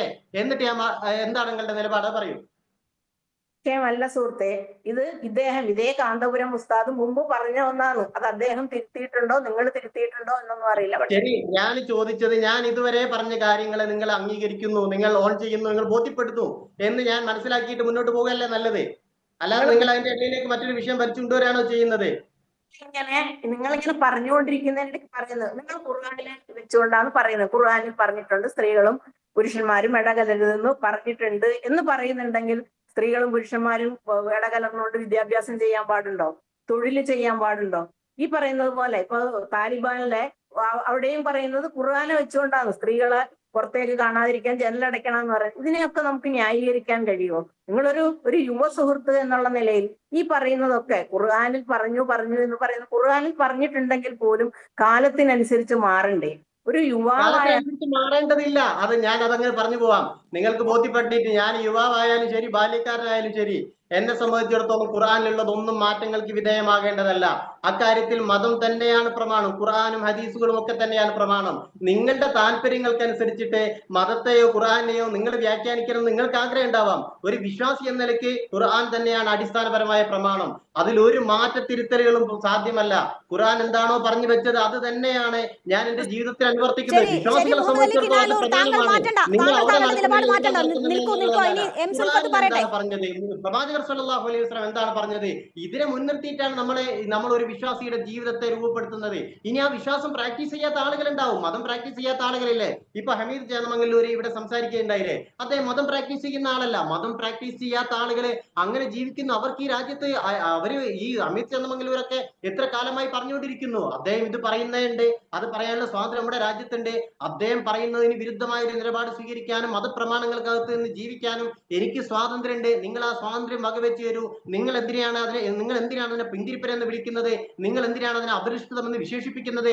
ഞാൻ ഇതേ ചോദിക്കുന്നുള്ളൂ. നിങ്ങൾ ജീവിക്കുന്ന ജീവിതം പുരോഗമന ജീവിതവും ഞങ്ങളൊക്കെ ജീവിക്കുന്ന ജീവിതം അപരിഷ്കൃത ജീവിതവും എന്നുള്ള ഈ കള്ളി തിരിക്കലുണ്ടല്ലോ, ആ കള്ളി തിരിക്കലിലൊക്കെ പേടിച്ചിട്ട് നിലപാട് മാറ്റുകയും കയ്യടിക്ക് വേണ്ടി പ്രവർത്തിക്കുകയും പറയുകയും ചെയ്യുന്ന ആളുകളുണ്ടാവും. പരിഷ്കൃത സമൂഹത്തിന് ചേരാത്ത നിലപാട് പറയുമ്പോൾ അത് അങ്ങനെയെന്ന് മാത്രമേ പറയാൻ പറ്റുള്ളൂ. ശ്രീ മുഹമ്മദ് അലി കിനാലൂർ, അത് അങ്ങനെയാണെന്നും തന്നെ പറയാൻ പറ്റുള്ളൂ. പരിഷ്കൃത സമൂഹത്തിന് ചേരുന്നതല്ല, അങ്ങേറ്റം സ്ത്രീവിരുദ്ധമായ സമീപനമാണ് പറഞ്ഞതെങ്കിൽ അത് അങ്ങനെ തന്നെ പറയാൻ പറ്റുള്ളൂ. ഇനി താങ്കൾ മിണ്ടാതിരിക്കുക. ഇനി എം സുൽഫത്ത് പറയട്ടെ, ഇനി അവരുടെ അവസരം. അല്ല, ഞാൻ ചോദിക്കുന്ന ഈ സുഹൃത്ത് പറയുന്നത് ഖുർആനിൽ പറഞ്ഞിട്ടുള്ളത് അനുസരിച്ചാണ് സ്ത്രീകളും പുരുഷന്മാരും ഇടകലർന്ന് ചെയ്യരുത് എന്ന് പറയുന്നത്. അങ്ങനെയാണെങ്കിൽ സ്ത്രീകളും പുരുഷന്മാരും ഒന്നിച്ച് വിദ്യാഭ്യാസം ചെയ്യുന്നത് ശരിയാണോ? ഖുർആനികമായിട്ട് തെറ്റല്ലേ? അവരൊന്നിച്ച് ഒരു സ്ഥലത്ത് ജോലി ചെയ്യുന്നത് ശരിയാണോ? തെറ്റല്ലേ? ബസ്സിൽ യാത്ര ചെയ്യുന്നു, ട്രെയിനിൽ പോകുന്നു, ഇതൊക്കെ തെറ്റാണ് എന്ന് പറയേണ്ടി വരില്ലേ? ഇതാണ് താലിബാനിൽ നടപ്പിലാക്കിക്കൊണ്ടിരിക്കുന്നത്. ഇതൊക്കെ ഖുർആൻ അനുസരിച്ചാണെന്ന് അവിടെ പറയുമ്പോൾ അത് ശരിയാണ് എന്ന് അംഗീകരിക്കാൻ ഇന്ത്യയിൽ ഇരുന്നുകൊണ്ട് നിങ്ങൾക്ക് പറ്റുമോ? അങ്ങനെയാണെങ്കിൽ ശരി, എല്ലാം ഖുർആനിൽ പറഞ്ഞിട്ടുള്ളത്, ഖുർആൻ ഒരു ഏകശിലാരൂപത്തിലുള്ളതാണ്, ആ പറഞ്ഞതൊക്കെ അങ്ങനെ തന്നെ അംഗീകരിക്കാൻ ഞാനും തയ്യാറാണ് എന്ന് നിങ്ങൾക്ക് പറയാൻ കഴിയുമോ? ഒരിക്കലും അല്ല. എന്തുകൊണ്ടാണ് ഖുർആനിലൊക്കെ ഞാൻ അംഗീകരിക്കാൻ തയ്യാറാണ്. ഞാൻ വിശ്വാസികളിലേക്ക് അതിനെ ഫോളോ ചെയ്യുന്ന ആളാണെന്ന് ഞാൻ പറഞ്ഞു കഴിഞ്ഞു. അങ്ങനെയാണെങ്കിൽ ഒന്നിച്ച് വിദ്യാഭ്യാസം ചെയ്യുന്ന കോളേജ് വിദ്യാഭ്യാസമോ സ്കൂൾ വിദ്യാഭ്യാസമോ ചെയ്യുന്നതും തെറ്റല്ലേ? ഒന്നിച്ചൊരു സ്ഥലത്ത് തൊഴിലെടുക്കുന്നത് തെറ്റല്ലേ? എനിക്ക് അവസരം തരികയാണെങ്കിൽ ഞാൻ ഇതിനൊരു മറുപടി പറയാം. എന്ന് പറഞ്ഞാൽ നിങ്ങൾ ഇപ്പൊ പറഞ്ഞല്ലോ, ഈ സുൽഫത്ത് എന്നാണ് നിങ്ങളുടെ പേര് എന്നാണ് ഞാൻ മനസ്സിലാക്കുന്നത്. ഞാൻ ഫോണിലായതുകൊണ്ട് എനിക്ക് സ്ക്രീനിൽ പേരുകൾ കാണുന്നില്ല. നിങ്ങളുടെ പേര് അങ്ങനെയാണല്ലോ അല്ലേ? അതെ, സുൽഫത്ത് എന്ന് തന്നെയാണ് പേര്. പിന്നെ മാഡം, നിങ്ങൾ താലിബാന്റെ ഭരണത്തിന് കീഴിലാണ് ജീവിക്കുന്നതെങ്കിൽ നിങ്ങൾ ഇങ്ങനെ ഇവിടെ വന്നിട്ട് ചർച്ച ചെയ്യാനൊക്കെ സ്വാതന്ത്ര്യം ഉണ്ടാവും നിങ്ങൾ വിചാരിക്കുന്നുണ്ടോ? നിങ്ങളിപ്പോ ഞങ്ങളെ താലിബാനിസമായിട്ട് ഈ താരതമ്യപ്പെടുത്തുന്നതിൽ അബദ്ധങ്ങൾ ബോധ്യപ്പെടുത്തേണ്ടിയിട്ടാണ് ഞാൻ പറയുന്നത്. നിങ്ങൾ ഈ തലമറയ്ക്കാതെ ഈ വേഷത്തിൽ അഫ്ഗാനിസ്ഥാനിൽ വന്നിട്ട് ഒരു ചാനൽ ചർച്ചയിൽ ഇരിക്കാൻ നിങ്ങൾക്ക് കഴിയും നിങ്ങൾ വിചാരിക്കുന്നുണ്ടോ? അഫ്ഗാനിസ്ഥാൻ അല്ലല്ലോ ശ്രീ മുഹമ്മദ് കിനാലൂർ. താങ്കൾ പറയുന്ന ന്യായങ്ങൾ എന്താണെന്ന് പോലും എനിക്ക് മനസ്സിലാവുന്നില്ല. ഇതൊരു ജനാധിപത്യ രാജ്യമാണ്. ഇവിടെ മൗലിക അവകാശങ്ങൾ സ്ത്രീക്കും പുരുഷനും ഒരുപോലെ നൽകിയിട്ടുള്ള സ്ഥലമാണ്. അവിടെയാണ് സ്ത്രീയും പുരുഷനും ഒരുമിച്ച് ഒരു വ്യായാമം ചെയ്താൽ സർവനാശം ഉണ്ടാകുമെന്നൊരു മതപണ്ഡിതൻ പറയുന്നത്. അത് ഒരിക്കലും അംഗീകരിക്കാൻ പറ്റുന്ന കാര്യമല്ല എന്ന് തന്നെയാണ് പറഞ്ഞത്. ഒരു ജനാധിപത്യ രാജ്യത്തിൽ അങ്ങനെ വിശ്വസിക്കുന്നത് തന്നെ, അങ്ങനെ വിശ്വസിക്കുന്നതും അത് പ്രചരിപ്പിക്കുന്നതും ശരിയല്ല എന്ന് തന്നെയാണ് എനിക്ക് പറയാനുള്ളത്. ഞാൻ താങ്കളിലേക്ക് തിരിച്ചെത്താം. ശ്രീ ബഷീർ വള്ളിക്കുന്ന്, ഇവിടെ ഇപ്പോൾ എന്തുകൊണ്ട് ഇത്തരം അബദ്ധ ജടിലമായ കാര്യങ്ങൾ ഇങ്ങനെ ആവർത്തിച്ച് പറയേണ്ടി വരുന്നു മതപണ്ഡിതർക്ക് എന്നുള്ളതാണ് സംശയം തോന്നുന്നത്. ഇത്തരം പിന്തിരിപ്പൻ നിലപാടുകൾ പറഞ്ഞില്ലെങ്കിൽ മതത്തിന്റെ മേലുള്ള പിടി നഷ്ടപ്പെടുമോ എന്നുള്ള ഭയമാണോ? സ്ത്രീകൾ ഉൾപ്പെടെ ഇറങ്ങുന്നു, വ്യായാമം ചെയ്യുന്നു, ജോലി ചെയ്യുന്നു, എല്ലായിടങ്ങളിലും അവർ ശോഭിക്കുന്നു. അങ്ങനെ വന്നാൽ മതത്തിന്റെ നിയന്ത്രണം നഷ്ടപ്പെട്ടു പോകുമെന്ന ആശങ്കയാണോ മതപുരോഹിതരെ കൊണ്ട് ഇത്തരം കാര്യങ്ങൾ ആവർത്തിച്ച് പറയിപ്പിക്കുന്നത്? എന്നോടാണ് ചോദ്യം. ശ്രീ ബഷീർ വള്ളിക്കുന്ന്. പറയാം. ഞാൻ കുറച്ച് ചോദ്യത്തിന്റെ അവസാന ഭാഗം ഞാൻ കേട്ടിട്ടില്ലായിരുന്നു. ഇവിടെ പിന്നെ സുഹൃത്ത് മുഹമ്മദ് അലി കിനാലൂർ പറഞ്ഞിട്ടുള്ളത്, ഈ മുസ്ലിയാക്കന്മാർക്ക്, കാന്തപുരം ആകട്ടെ പണ്ഡിതന്മാർക്കൊക്കെ അവർക്ക് പറയാനുള്ള അഭിപ്രായങ്ങൾ പറയുന്നതിന് നിങ്ങൾ എന്തിനാണ് വിലക്കുന്നത് എന്നാണ്. അഭിപ്രായങ്ങൾ പറയുന്നതിന് ആരാണ് വിലക്കിയിട്ടുള്ളത്? അഭിപ്രായങ്ങൾ ഒരു പണ്ഡിതന്റെ ഒരു അഭിപ്രായം പറഞ്ഞാൽ സമൂഹം മുഴുവൻ അത് കേട്ടുകൊള്ളണം, അതിനോട് പ്രതികരിക്കരുത്, അതിനോട് വിമർശനം ഉയർത്തരുത് എന്നൊക്കെ പറഞ്ഞാൽ അത് താലിബാനിസമാണ് എന്ന് കിനാലൂരിനോട് ഞാൻ പറയുകയുള്ളൂ. പണ്ഡിതന്മാർക്ക് പറയാനുള്ള അവകാശം ഞാൻ പറയട്ടെ.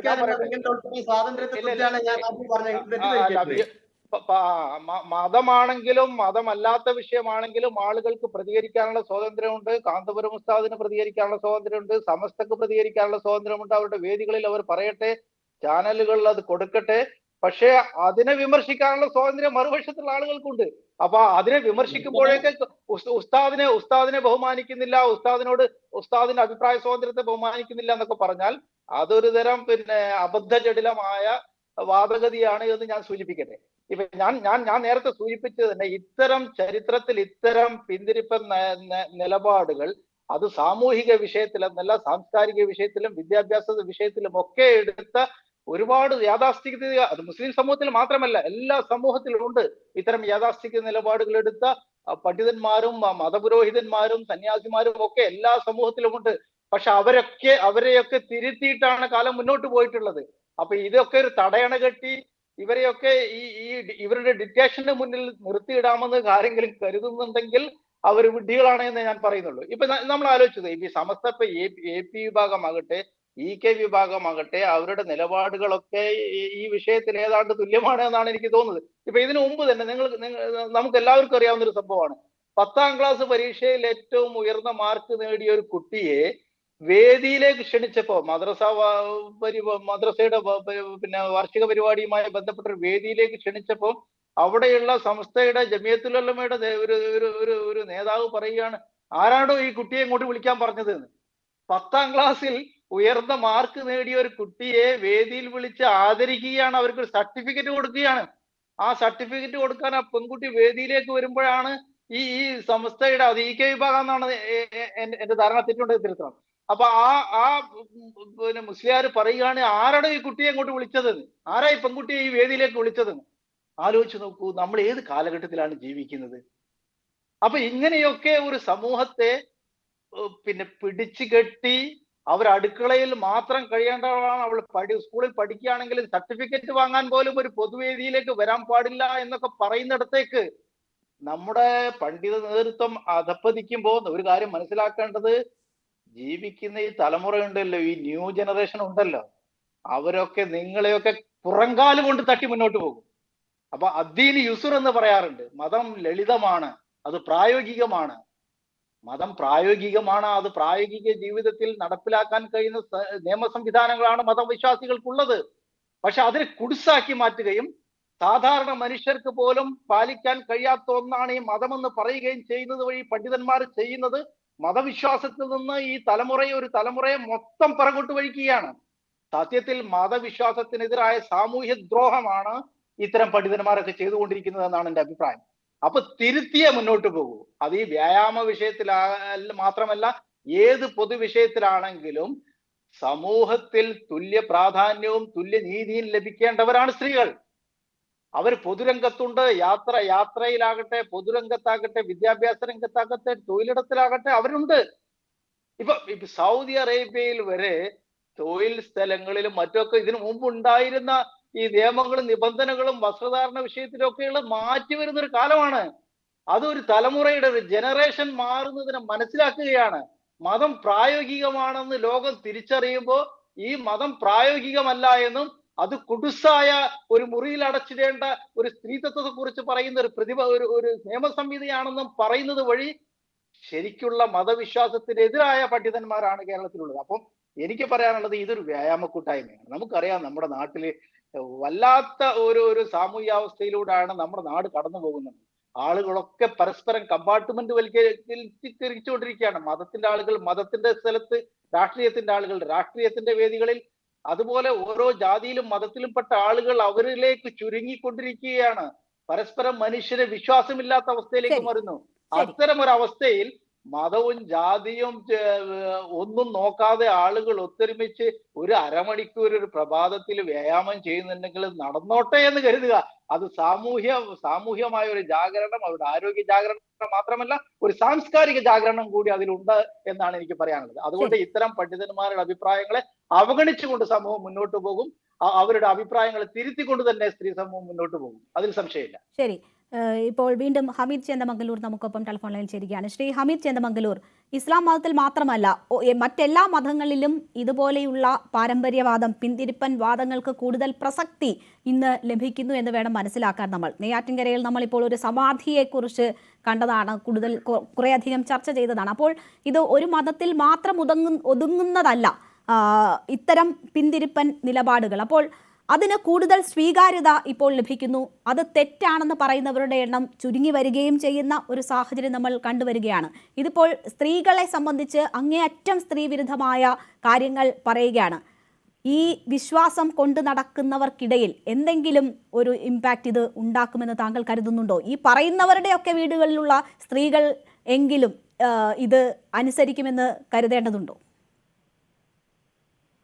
ഇത് അനുസരിക്കാൻ സ്ത്രീകൾ സന്നദ്ധരല്ല എന്നതിന്റെ ഏറ്റവും പ്രധാനപ്പെട്ട തെളിവായി മുസ്ലിം സമുദായം ഉൾപ്പെടെയുള്ള പെൺകുട്ടികൾ പഴയ കാലത്തെ അപേക്ഷിച്ച് നോക്കുമ്പോൾ, പഴയ കാലത്ത് 14, 15, 16 വയസ്സാകുമ്പോഴത്തേക്ക് കെട്ടിച്ചുവിടുന്ന ഏർപ്പാടുണ്ടായിരുന്നു. മുസ്ലിം സമുദായത്തിലും മറ്റു സമുദായങ്ങളിലും ഉണ്ടായിരുന്നു.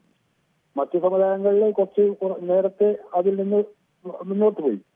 പക്ഷെ ഇപ്പോൾ നമ്മൾ കാണുന്നത് എന്താണ്? മുസ്ലിം സമുദായത്തിൽ ഉൾപ്പെടെയുള്ള പെൺകുട്ടികൾ 28ഉം 30ഉം വയസ്സായിട്ടും തങ്ങൾ തൽക്കാലം കല്യാണം കഴിക്കാൻ തയ്യാറല്ല എന്ന് പറയുന്നിടത്തേക്ക് വളർന്നിരിക്കുന്നു. കാരണം അത്രയ്ക്ക് ഇവരൊക്കെ ജീവിച്ചുകൊണ്ടിരുന്നത് ഇസ്ലാം എന്ന് പറഞ്ഞാൽ ഒരു കുളമാണ്, ആ കുളത്തിലെ തവളകളാണ് തങ്ങൾ എന്ന രൂപത്തിലാണ്. അങ്ങനെയല്ലല്ലോ. ഈ ആഗോളീകരണത്തിന്റെയും അതുപോലെ തന്നെ ഈ ആഗോളീകരണം സൃഷ്ടിച്ച ലോകം എന്ന് പറയുന്നത് തന്നെ ഒരു ഗ്രാമമായി മാറുകയും ചെയ്ത സാഹചര്യത്തിൽ നമ്മുടെ കേരളത്തിൽ നിന്നും ഇന്ത്യയിലെ മറ്റു സംസ്ഥാനങ്ങളിൽ നിന്നും ഉള്ള മുസ്ലിം പെൺകുട്ടികളടക്കം എത്രയോ പേര് പഠിക്കുന്നതും ജോലി ചെയ്യുന്നതും യൂറോപ്പിലോ അമേരിക്കയിലോ കാനഡയിലോ ചൈനയിലോ ഓസ്ട്രേലിയയിലോ ഒക്കെയാണ്. അപ്പോ അവരൊക്കെ അവർ പോകുമ്പോൾ അവർക്ക് കിട്ടുന്ന ചില തിരിച്ചറിവുകളുണ്ട്. അതേ രൂപത്തിൽ ഈ പുരുഷന്മാർക്ക് വിശദമായിട്ട് ജീവിക്കാൻ തങ്ങൾ തയ്യാറല്ല എന്ന് സ്വയം പ്രഖ്യാപിക്കുന്ന ഒട്ടേറെ വനിതകൾ മുസ്ലിം സമുദായത്തിലുണ്ട്. ഇതിപ്പോ ഈ പറയുന്ന ഈ മുസ്ലിംമാരൊക്കെ പറയുന്നത് പോലെ ജെൻഡർ മിക്സിംഗ് പാടില്ല, അത് ഇസ്ലാം വിരുദ്ധമാണ് എന്ന് പറയുമ്പോൾ അവരോട് നമ്മൾ ചോദിക്കേണ്ട ഒരു പ്രധാന ചോദ്യം ഇതാണ്: ജെൻഡർ മിക്സിംഗ് പാടില്ല എന്ന് പറയുന്ന നിങ്ങൾ, അവര്, അതായത് ഇസ്ലാം മത വിശ്വാസികൾ ആയാലും മതവിശ്വാസികളായാലും പലരും പരലോക ജീവിതത്തിൽ വിശ്വസിക്കുന്നുണ്ട്. ആഫ്റ്റർ ലൈഫ്, ഈ ഭൂമിയിൽ നിന്ന് മരിച്ചു പോയാൽ മറ്റൊരു ജീവിതം ഉണ്ടാകും എന്ന് അവരൊക്കെ വിശ്വസിക്കുന്നുണ്ട്. ആ ഈ വിശ്വാസപ്രകാരം, പ്രത്യേകിച്ചും ഇസ്ലാമിക വിശ്വാസപ്രകാരം അവിടെ പരലോകത്തിൽ സ്വർഗവുമുണ്ട് നരകവുമുണ്ട്. ഏതെങ്കിലും കിതാബിൽ, ഖുർആനിലോ അല്ലെങ്കിൽ നബിവചനങ്ങളിലോ പറഞ്ഞിട്ടുണ്ടോ ആണുങ്ങൾക്ക് പ്രത്യേക സ്വർഗം, പെണ്ണുങ്ങൾക്ക് വേറെ സ്വർഗം, അതുപോലെ ആണുങ്ങൾക്ക് പ്രത്യേക നരകം, പെണ്ണുങ്ങൾക്ക് വേറെ നരകം എന്ന് പറഞ്ഞിട്ടുണ്ടോ? അവിടെ ഇല്ല. സ്വർഗത്തിൽ ജെൻഡർ മിക്സിംഗ് ഇല്ല, നരകത്തിലും ജെൻഡർ മിക്സിംഗ് ഇല്ല. പിന്നെ അതിന് യാതൊരു വിലക്കുമില്ല. അവിടെ എല്ലാവരും ഒരുമിച്ച. ഇവിടെ ഇപ്പം വ്യായാമം ചെയ്യുന്നത് ആണും പെണ്ണും ഒരുമിച്ചാണെങ്കിൽ നരകത്തിൽ പോയാലും സ്വർഗത്തിൽ പോയാലും ഒന്നിച്ച് വേണം അവിടെ ജീവിക്കാൻ. എന്തിനധികം പറയുന്നു, നമ്മുടെ മുസ്ലിം ശ്മശാനങ്ങളിൽ ആണും പെണ്ണും ഒരുമിച്ചല്ലേ വിശ്രമിക്കുന്നത്? മരിച്ചു കഴിഞ്ഞാൽ ഈ പള്ളി ശ്മശാനത്തിൽ വേറെ, പെണ്ണുങ്ങൾക്ക് വേറെ പള്ളി ശ്മശാനം, ആണുങ്ങൾക്ക് വേറെ പള്ളി ശ്മശാനം എന്ന ഏർപ്പാട് എവിടെയെങ്കിലും ഉണ്ടോ? എവിടെയില്ല. അപ്പൊ എന്താണെന്ന് വെച്ചാൽ ഈ ഞാൻ നേരത്തെ പറഞ്ഞതുപോലെ ഇതര മുസ്ലിംമാരെയും അതുപോലുള്ള ഈ മതപണ്ഡിതന്മാരെന്ന് പറയുന്നവരൊക്കെ അവരുടെ ഈ പിന്തിരിപ്പൻ നിലപാടുകളെ വിമർശിക്കാനും അതിനെതിരെ ജനങ്ങളെ സംഘടിപ്പിക്കാനും തയ്യാറുള്ള രാഷ്ട്രീയ പാർട്ടികൾ, സെക്യുലർ പാർട്ടികൾ രാജ്യത്തില്ല എന്നതാണ് നാം ഇപ്പോഴും നേരിടുന്ന ഏറ്റവും പ്രധാനപ്പെട്ട ദുരന്തം. ഈ രാഷ്ട്രീയ പാർട്ടികൾ നന്നായാൽ ഇവരൊക്കെ അടക്കി നിർത്താൻ കഴിയും. തീർച്ചയായും. എന്തായാലും ഇന്ന് പരോക്ഷമായ വിമർശനം എം.വി. ഗോവിന്ദന്റെ ഭാഗത്തു നിന്നും ഉണ്ടായി. കൂടുതൽ പ്രതികരണങ്ങൾ ഉണ്ടാകട്ടെ എന്ന് നമുക്ക് പ്രതീക്ഷിക്കാം. പിന്തിരിപ്പൻ നിലപാട് മാറ്റി പുരോഗമന നിലപാടിലൂന്നി മതസംഘടനകൾക്ക് മുന്നോട്ട് പോകാൻ മതസംഘടനകൾ തയ്യാറാകട്ടെ എന്ന് നമുക്ക് പ്രതീക്ഷിക്കാം. വളരെ നന്ദി ചർച്ചയിൽ പങ്കെടുത്ത എല്ലാ അതിഥികൾക്കും.